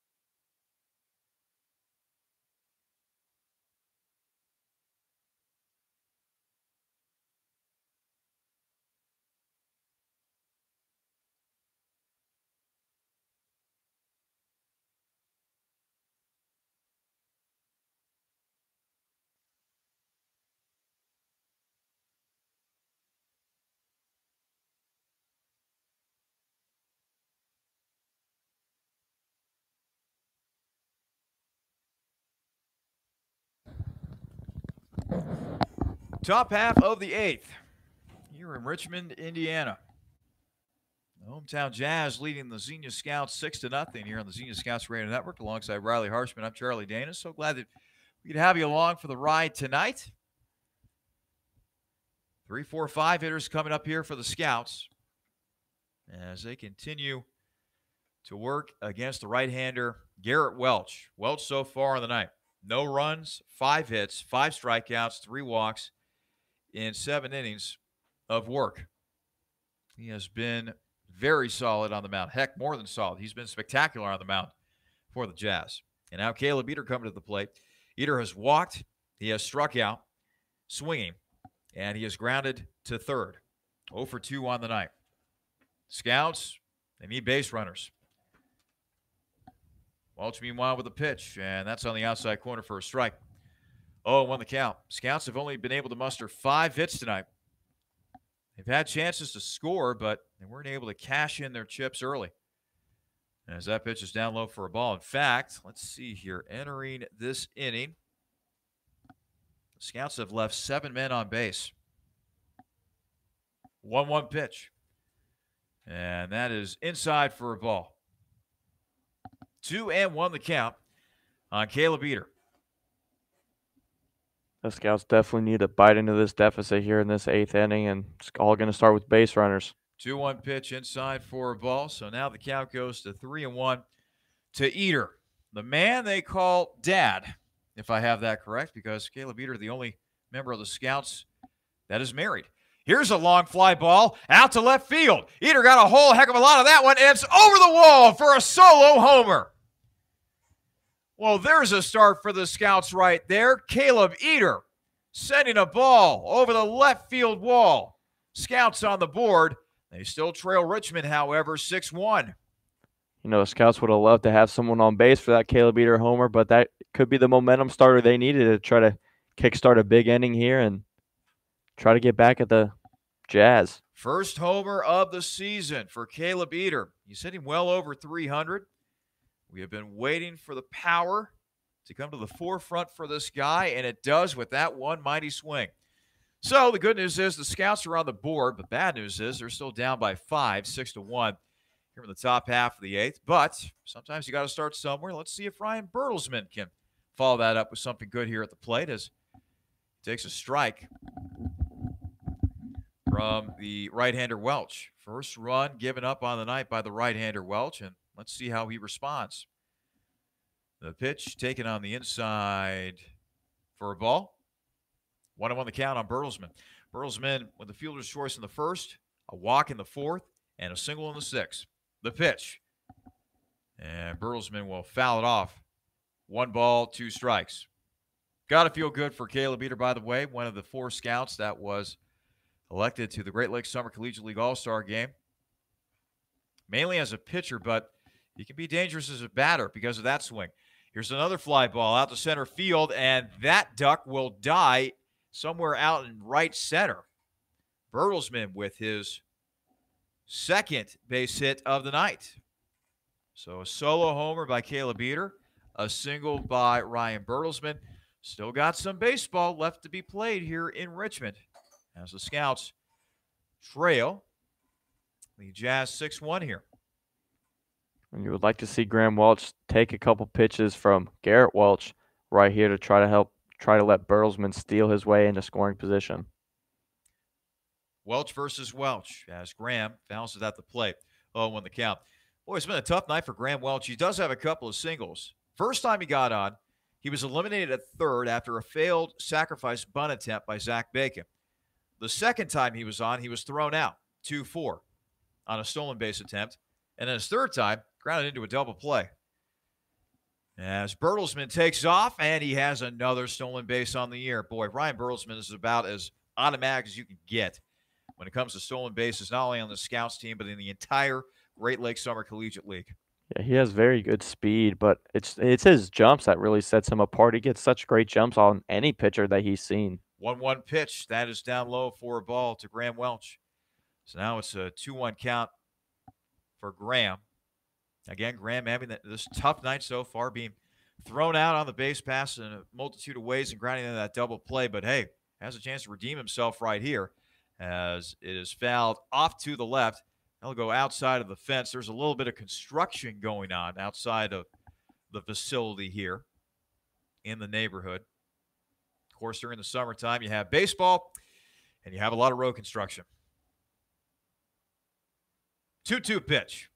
Welch swings. Fly ball out to right field, and that will be caught. Another great catch out there by Ken Gott, as moving up to third on the play will be Ryan Bertelsmann. Boy, it looked as though that ball was headed over the head of Ken Gott, but he spun around and he stuck his glove out at the last moment, making the snag for the first out of the frame. Yeah, great play by Ken Gott out there. Almost looked like a little Sandlot play when Smalls just stuck his glove up and Benny hit it to him. Unfortunately, Welch just hit that ball right to where Ken Gott's glove ended up.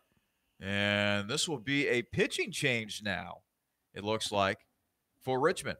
So while the Jazz make the pitching change, we will step aside for a moment. Scouts with 1 run in, still batting here in the top half of the eighth. It's a 6-1 lead for the Jazz here in Richmond, Indiana.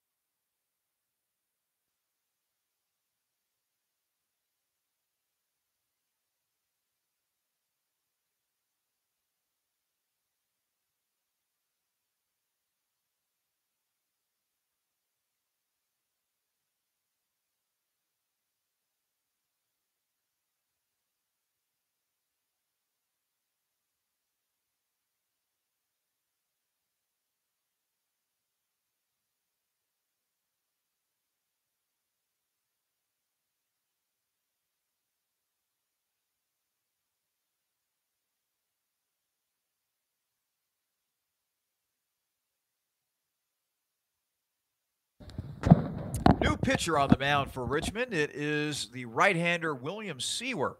Seawer, a native of Louisville, Kentucky, plays his college ball at Bellarmine University. 6'1", 190-pound junior over there at Bellarmine.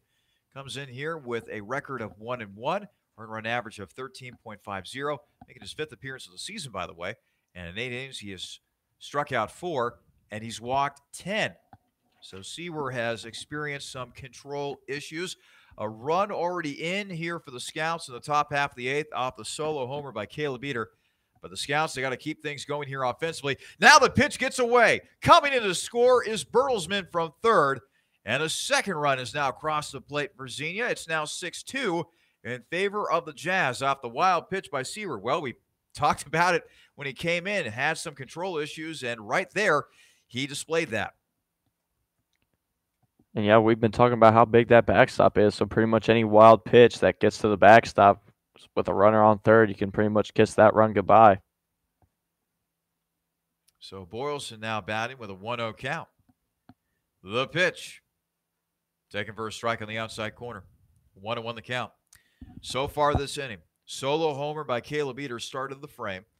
Bertelsmann with a single, stole second, then later came around to score on the wild pitch. And also Graham Welch flying out to right field, although, again, highway robbery committed by Jared Kengott. That's now the 3rd such type of play he has made out there in right field for the Jazz. 2-1 count. And the pitch is fouled off by Boylston. And now the count is even on Luke, 2-2. You know, in the bottom half of the Scouts order doesn't have a lot of speed, so you definitely want to see these guys get on base via the hit. You got a lot of power. Boylston hit a home run this year. Truman Brown and Felix King have both hit 2. Boylston swings a grounder up the third baseline, foul.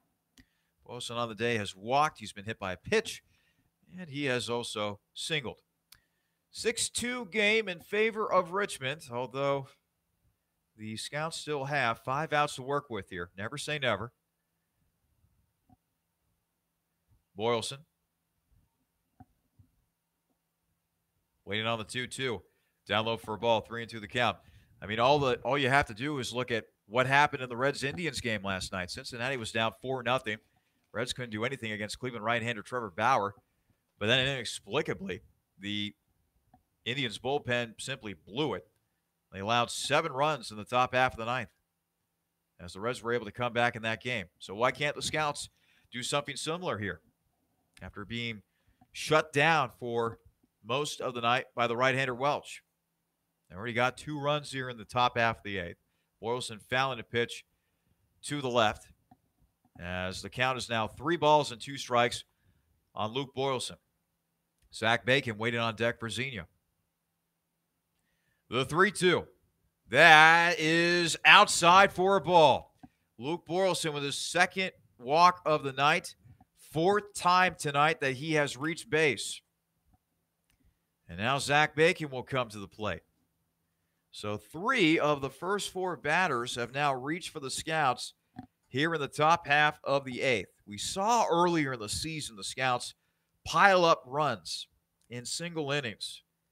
They've kind of gotten away from that during this recent tough stretch. But something magical could be happening here for Xenia as Bacon takes a strike from the right-hander Seawer. Bacon reached on a fielder's choice. He has flied out to left, and he is also singled. Seawer with the 0-1. That's down low for a ball. 1-1 the count now on Zach Bacon. With that big backstop, as we've mentioned multiple times, Seawer really struggling with control. He's already thrown a couple pitches at that backstop. He definitely wants to be careful here because Boylston not really a big base-stealing threat, but if you throw it to that backstop, he's going to take second base. 1-1 pitch on the way to Bacon. Here it comes. Down low for a ball. Once again, 2-1 the count now on Zach. And now even though the Scouts are down by 4, Seawer's definitely feeling a lot of pressure right now. Had that 8-pitch at bat with Boylston and lost that battle and now struggling to find control. He can quickly let this game get away from him. Here comes the 2-1.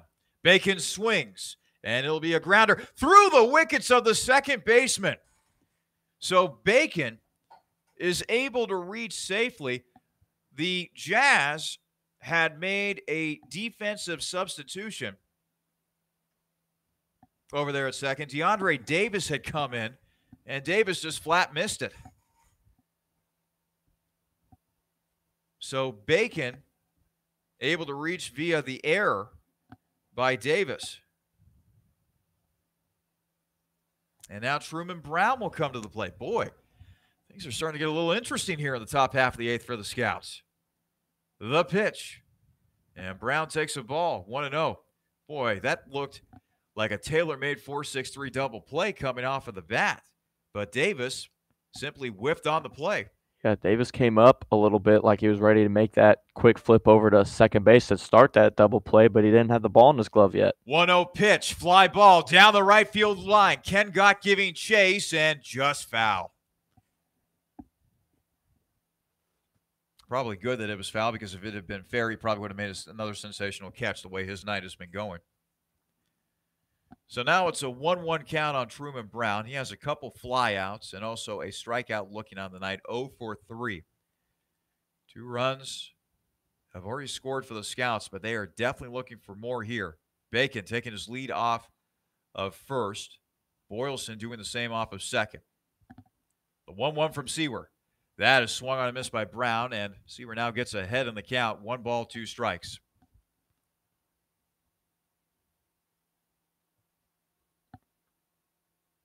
You know, Truman Brown, he actually had an RBI that in the win Sunday against Grand Lake with 2 strikes and had a really good game that day. So look for him to try to rebound here. 1-2 pitch down low in the dirt. 2 balls, 2 strikes on Truman Brown.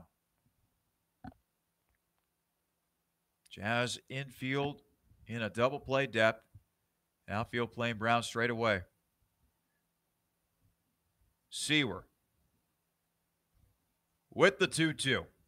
Brown swings and fouls it off towards the Scouts' dugout, staying alive in the process. Count remain at 2 balls and 2 strikes. Felix King, by the way, waiting on deck for the Scouts. Truman going to try to follow in teammate Luke Boylston's footsteps, not necessarily trying to draw a walk, but going to try to lengthen this at bat as much as he can, make Seawer really try to work for this out. Here comes the 2-2. Brown swings and misses, strike 3. He becomes a strikeout victim for the second out of the frame. Second time that Brown has struck out tonight. And now that'll bring Felix King to the plate, who has had a tough night here in Richmond. Fielder's choice in the second. Ground out to third. And a strikeout swinging. But King with an opportunity here to do some damage. The pitch. Outside for a ball. 1-0 the count. Bacon still over there at first. Boylston still over there at second. 2 runs have already come in. Solo homer by Caleb Eater. And then Ryan Bertelsman coming in from third on a wild pitch. The 1-0. That swung on and fouled out of play. 1-1 the count now on Felix King. We've seen King step up in big moments for the Scouts this summer. Second on the team in RBIs, and with the way he's been hitting lately, you got to think he's due up for a big hit right here. Seawer, meanwhile, trying to get out of trouble here for Richmond. The 1-1. That catches the inside corner for a called strike. And now Seawer is ahead in the count. 1 ball, 2 strikes.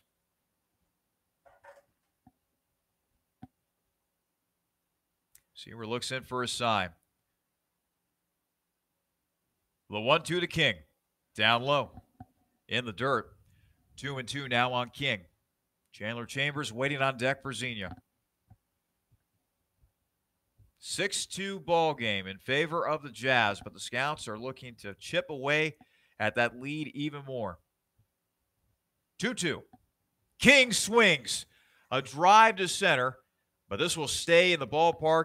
It'll hang up for the center fielder Burlingame, and that is how the inning will end for the Scouts. Xenia, to tally a couple of runs on a couple of hits, and they leave a couple of men on base. But as we head to the bottom half of the eighth, it's still Richmond in the lead, 6-2 over the Scouts here on the Xenia Scouts Radio Network.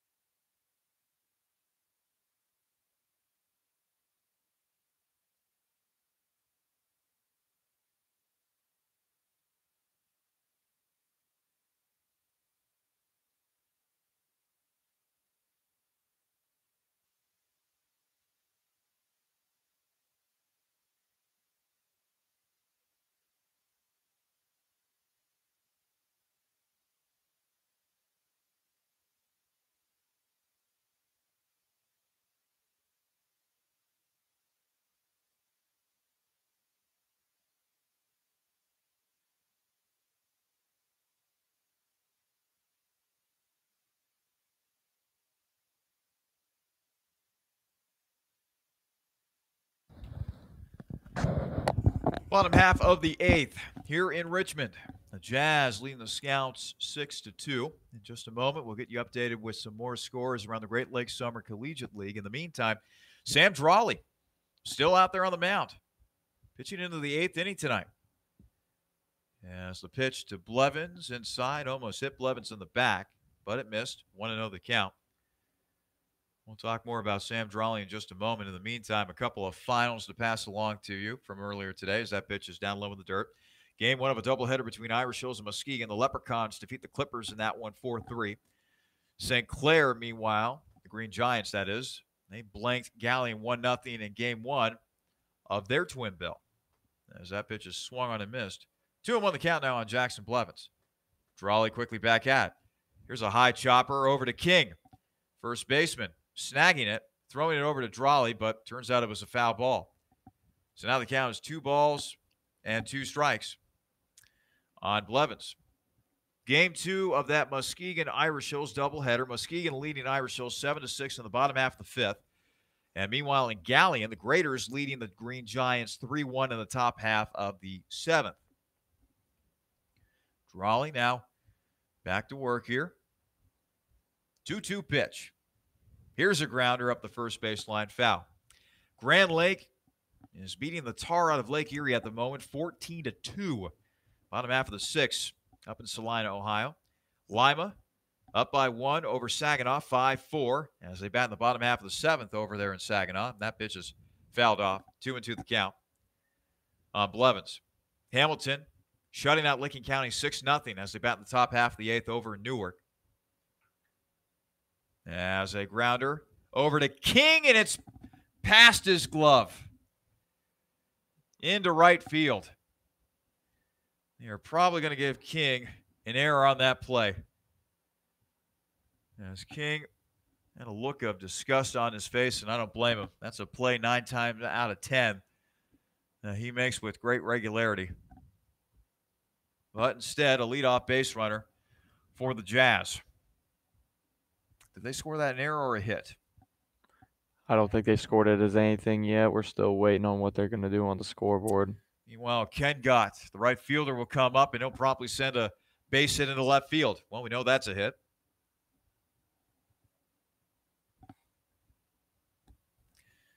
Well, it looks as though that they scored that in error, I want to say, on King. No, actually, I take that back. A single. Because they have not added another error to the total. The Scouts are already with 3 errors in this game. In any case, both the first 2 runners, or first 2 batters here in the bottom half of the 8th have reached for Richmond. And now coming to the plate is Jarrett Wolf, the left fielder. 0 for 3 on the night. Single by Blevins, single by Ken Gott.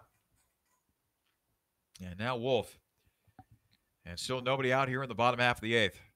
Sam just might be getting tired here at this point as Wolf will loft the fly ball into center. Graham Welch under it, making the catch for the first out.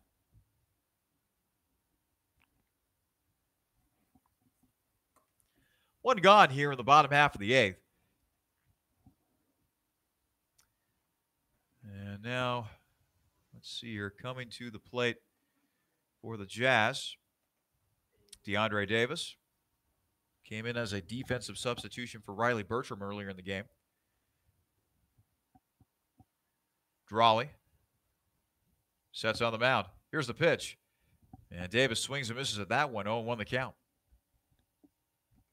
Davis on the year batting .208. No homers, 4 knocked in. Couple of ducks on the pond for the Jazz. Runners at first and second with 1 out here in the bottom of the 8th. And that pitch is in there for a strike. 0-2 the count now on Davis. Waiting on deck for the Jazz is Jacob Burlingame. Looks as though that now Diego Quinones might be warming up in the pen as the throw down to third, and the runner is gunned down. Nice throw by Truman Brown as running on the play was Blevins, but Blevins was a dead duck down there at third. 2 gone now in the inning. And with Davis with 2 strikes on him, Drawley could get out of this inning unscathed. Moving up to second on the play was Kengott.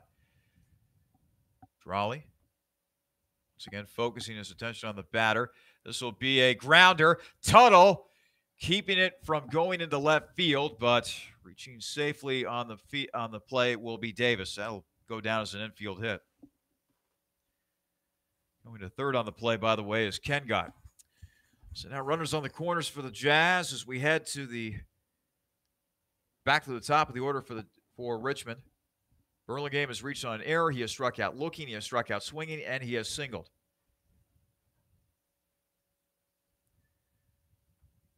Runners at first and third. 2 gone here in the bottom half of the 8th. Richmond already possessing a 6-2 lead over the Jazz. Drawley with a pitch. That's a grounder. Pass King into right field for a base hit. It'll be an RBI single for Burlingame. The throw to third, and boy, oh boy, I don't know what Davis was thinking right there, but he was gunned down from here to there.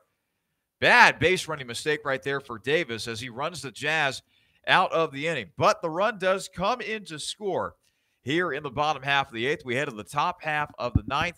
It is Richmond 7, Xenia 2 here on the Xenia Scouts Radio Network.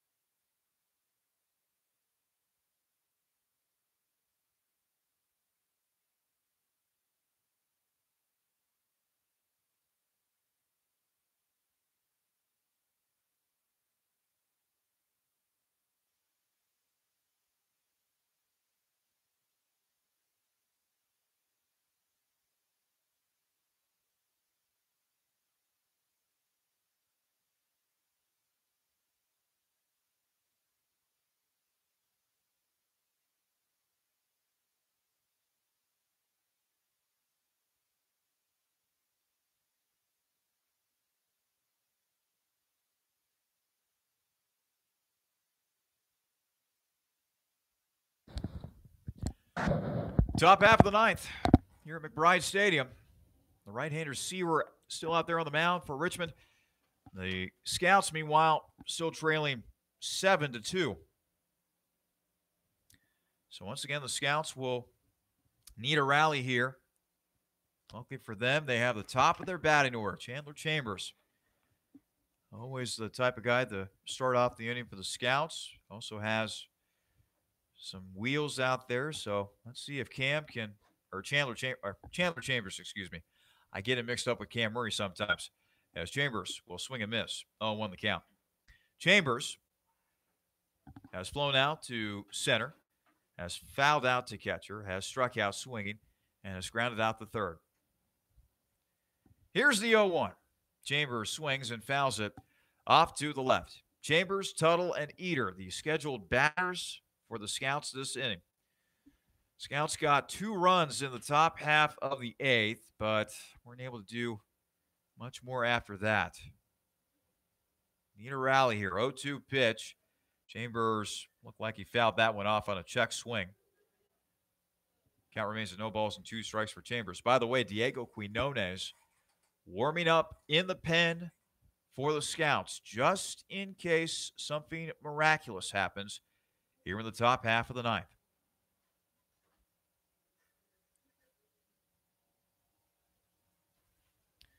Meanwhile, in all likelihood, the night is done for Sam Drawley. 7 runs on 10 hits. 6 of those runs were earned. That pitch was outside for a ball. 5 strikeouts and a walk. Now, at first glance, that's a pretty ugly box score for a pitcher. But I'm here to tell you right now, Sam Drawley turned in one of his better pitching performances this year for Xenia. That pitch is down low for a ball. If you take out that 4-run 6th inning where it kind of snowballed for him a little bit, Sam Drawley is looking at a pretty decent start. Yeah, this start was definitely nothing to hang his hat on, and he pitched very well. He had great location, great command, and gave the Scouts a chance in this game. Chambers earning himself a walk. Again, all big things have to start somewhere. So Chambers with the leadoff walk here in the top half of the ninth, and that'll bring Nick Tuttle to the plate. Tuttle 1 for 3, or 1 for 4, excuse me, with his only hit, a single, coming back in the 5th inning. 7-2 ball game. Jazz with the lead over the Scouts.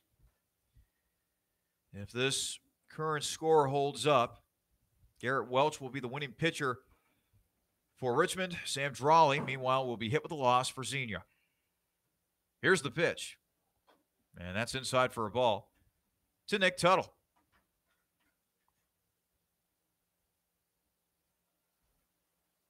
Welch looking in for his sign as Tuttle makes his way back into the right-handed batter's box.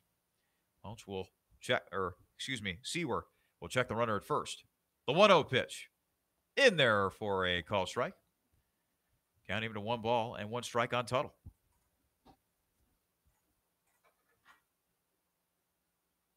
The Scouts hitters are going to want to be patient at the plate with Seawer's control being a little shaky. They're definitely going to want to get base runners any way they can to make Seawer earn every out. 1-1 pitch fouled off to the left. So now it's a 1 ball, 2 strike count on Tuttle. Caleb Eater waiting on deck for Xenia. Eater, the one who hit the solo homer for the Scouts back in the 8th inning.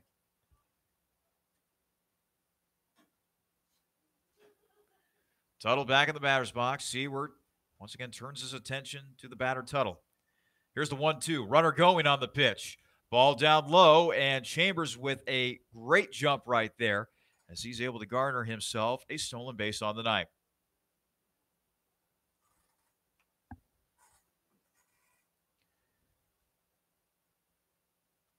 So now the count is 2 balls and 2 strikes for Tuttle. Got a man in scoring position, and Chambers has got the type of speed that if Tuttle finds a way to poke this one somewhere in the outfield, Chambers, by golly, could possibly score on that play. 2-2. Check swing. Did he go? They will appeal down, and it looks like he did not go on it. Actually, no, he did. Excuse me. Home plate umpire made the call, not the umpire in the field. So Tuttle becomes a strikeout victim once again. Second time he struck out tonight. And with 1 gone, that'll bring Caleb Eater to the plate. Eater has walked, has struck out swinging. He has grounded out to third and hit that solo homer back in the 8th as he takes a strike from Seawer. Seawer sets on the mound. Now he deals. Pitch inside. 1-1 the count.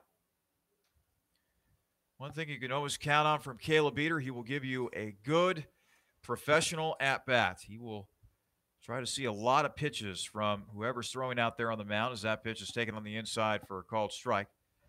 And normally he's able to work a good count, but now Seawer gets ahead on the count. 1 ball and 2 strikes as Chandler Chambers takes his lead off of second. Chambers running. Throw down to third. Not in time. Second stolen base of the inning for Chambers. And now it's a 2-2 count on Caleb Eater. And that puts a little more pressure on Seawer to keep this ball in front of his catcher because, like we said, pass ball, that'll definitely score Chambers here. 2-2 on the way. Eater swings. And that'll be a fly ball out to right field. Coming home on the play is Chambers, and the throw will not be in time. As Chambers comes in, give Caleb Eater a RBI on a sac fly, his second RBI of the night. But unfortunately for the Scouts, they have to waste it out there. 2 gone here in the inning.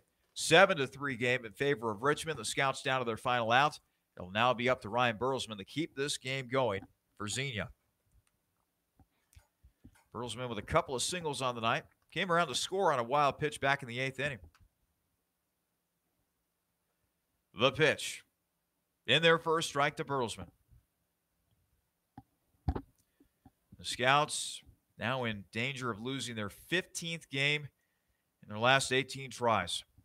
0-1 pitch. Inside for a ball. 1-1 the count. Also in danger of losing their second straight game. They snapped a 7-game losing streak Sunday at Grand Lake.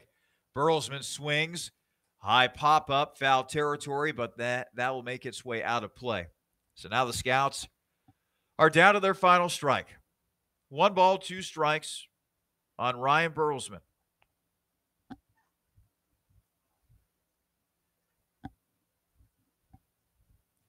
Seawer, the right-hander. The pitch. Bertelsmann swings and misses. Strike 3.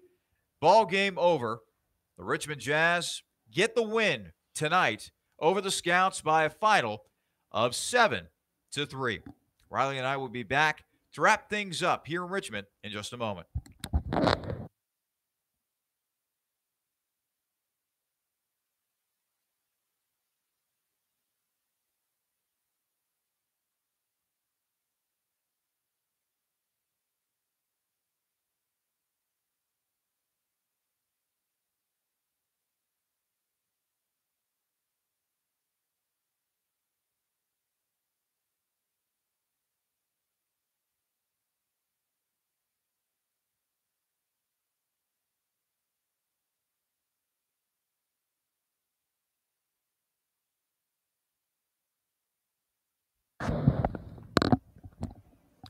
A final tonight from Richmond, Indiana, as the Jazz triumph over the Scouts by a final of 7-3. Alongside Riley Harshman, I'm Charlie Danis. Well, Riley, let's first start off with Sam Drawley. We talked a little bit about this in the final half inning, going over his line score. It's not pretty by any means. 7 earned runs tonight, 10 hits. But again, if you take out that bottom of the 6th in which he gave up 4 runs, you take away that, it turns out to be a pretty solid start for Sam. I thought Drawley did a nice job of commanding his fastball. What do you think? Yeah, he did an excellent job of commanding his fastball, kept it on the outside and lower halves of the plate, made it very hard for Richmond to get any good contact on the ball. And the first time they started hitting him was in a little bit in the 4th and in the 6th. And Sam, he worked very quickly. He kept his pitch count down, and he was just getting outs any way he could. He got 5 strikeouts, and he had a lot of ground outs, a couple flyouts. I mean, he did a great job of getting outs for the Scouts team, and he was the only pitcher that the Scouts sent out there. So that's definitely a good start because the Scouts have some ailing arms, and when you got a guy who can go the whole game, that's definitely a positive for the rest of the games this week. Meanwhile, what a start it was for the right-hander Garrett Welch tonight for Richmond. 2 runs on 7 hits, 5 strikeouts, 3 walks, and 7 1/3 innings pitched. Riley, what allowed him to have so much success here tonight? We did a lot of the similar things that Sam did. Was he commanded his fastball well. He put that exactly where he wanted. He pitched to contact. He got plenty of ground outs. His defense was behind him. He just had a lot of confidence up there. He worked with a very fast pace. It was a good pace for him. Kept the Scouts hitters off balance, and he was able to be very successful tonight. So with the win, Garrett Welch is able to improve to 3-2 on the season for Richmond. Meanwhile, Sam Drawley, he's the hard luck loser tonight. Again, pitched very well early on in this game, but the Jazz were eventually able to get to him offensively. He drops to 1-3 on the season for Xenia. Final tallies for both teams. For Richmond, they garner 7 runs on 11 hits. They leave 6 men on base and commit 3 errors in the field. For Xenia, meanwhile, the Scouts tally 3 runs on 5 hits. They leave 9 men on base, and they commit 4 errors in the field. We will be back at Grady's Field tomorrow night. We hope that you will join us for another presentation of Xenia Scouts baseball here on the Xenia Scouts Radio Network. First pitch tomorrow night is scheduled for 7:05 as the Scouts finally get to play some games over at their home ballpark. It seems as though that they have been on the road seemingly for the last week or so, but they're going to be taking on the Monarchs tomorrow night, the Lake Erie Monarchs for the Northern Division of the Great Lakes Summer Collegiate League. So please come join us for some Thursday night baseball from Xenia, Ohio. For my broadcast partner, Riley Harshman, this is Charlie Danis saying one final time. The final score tonight here at McBride Stadium, it is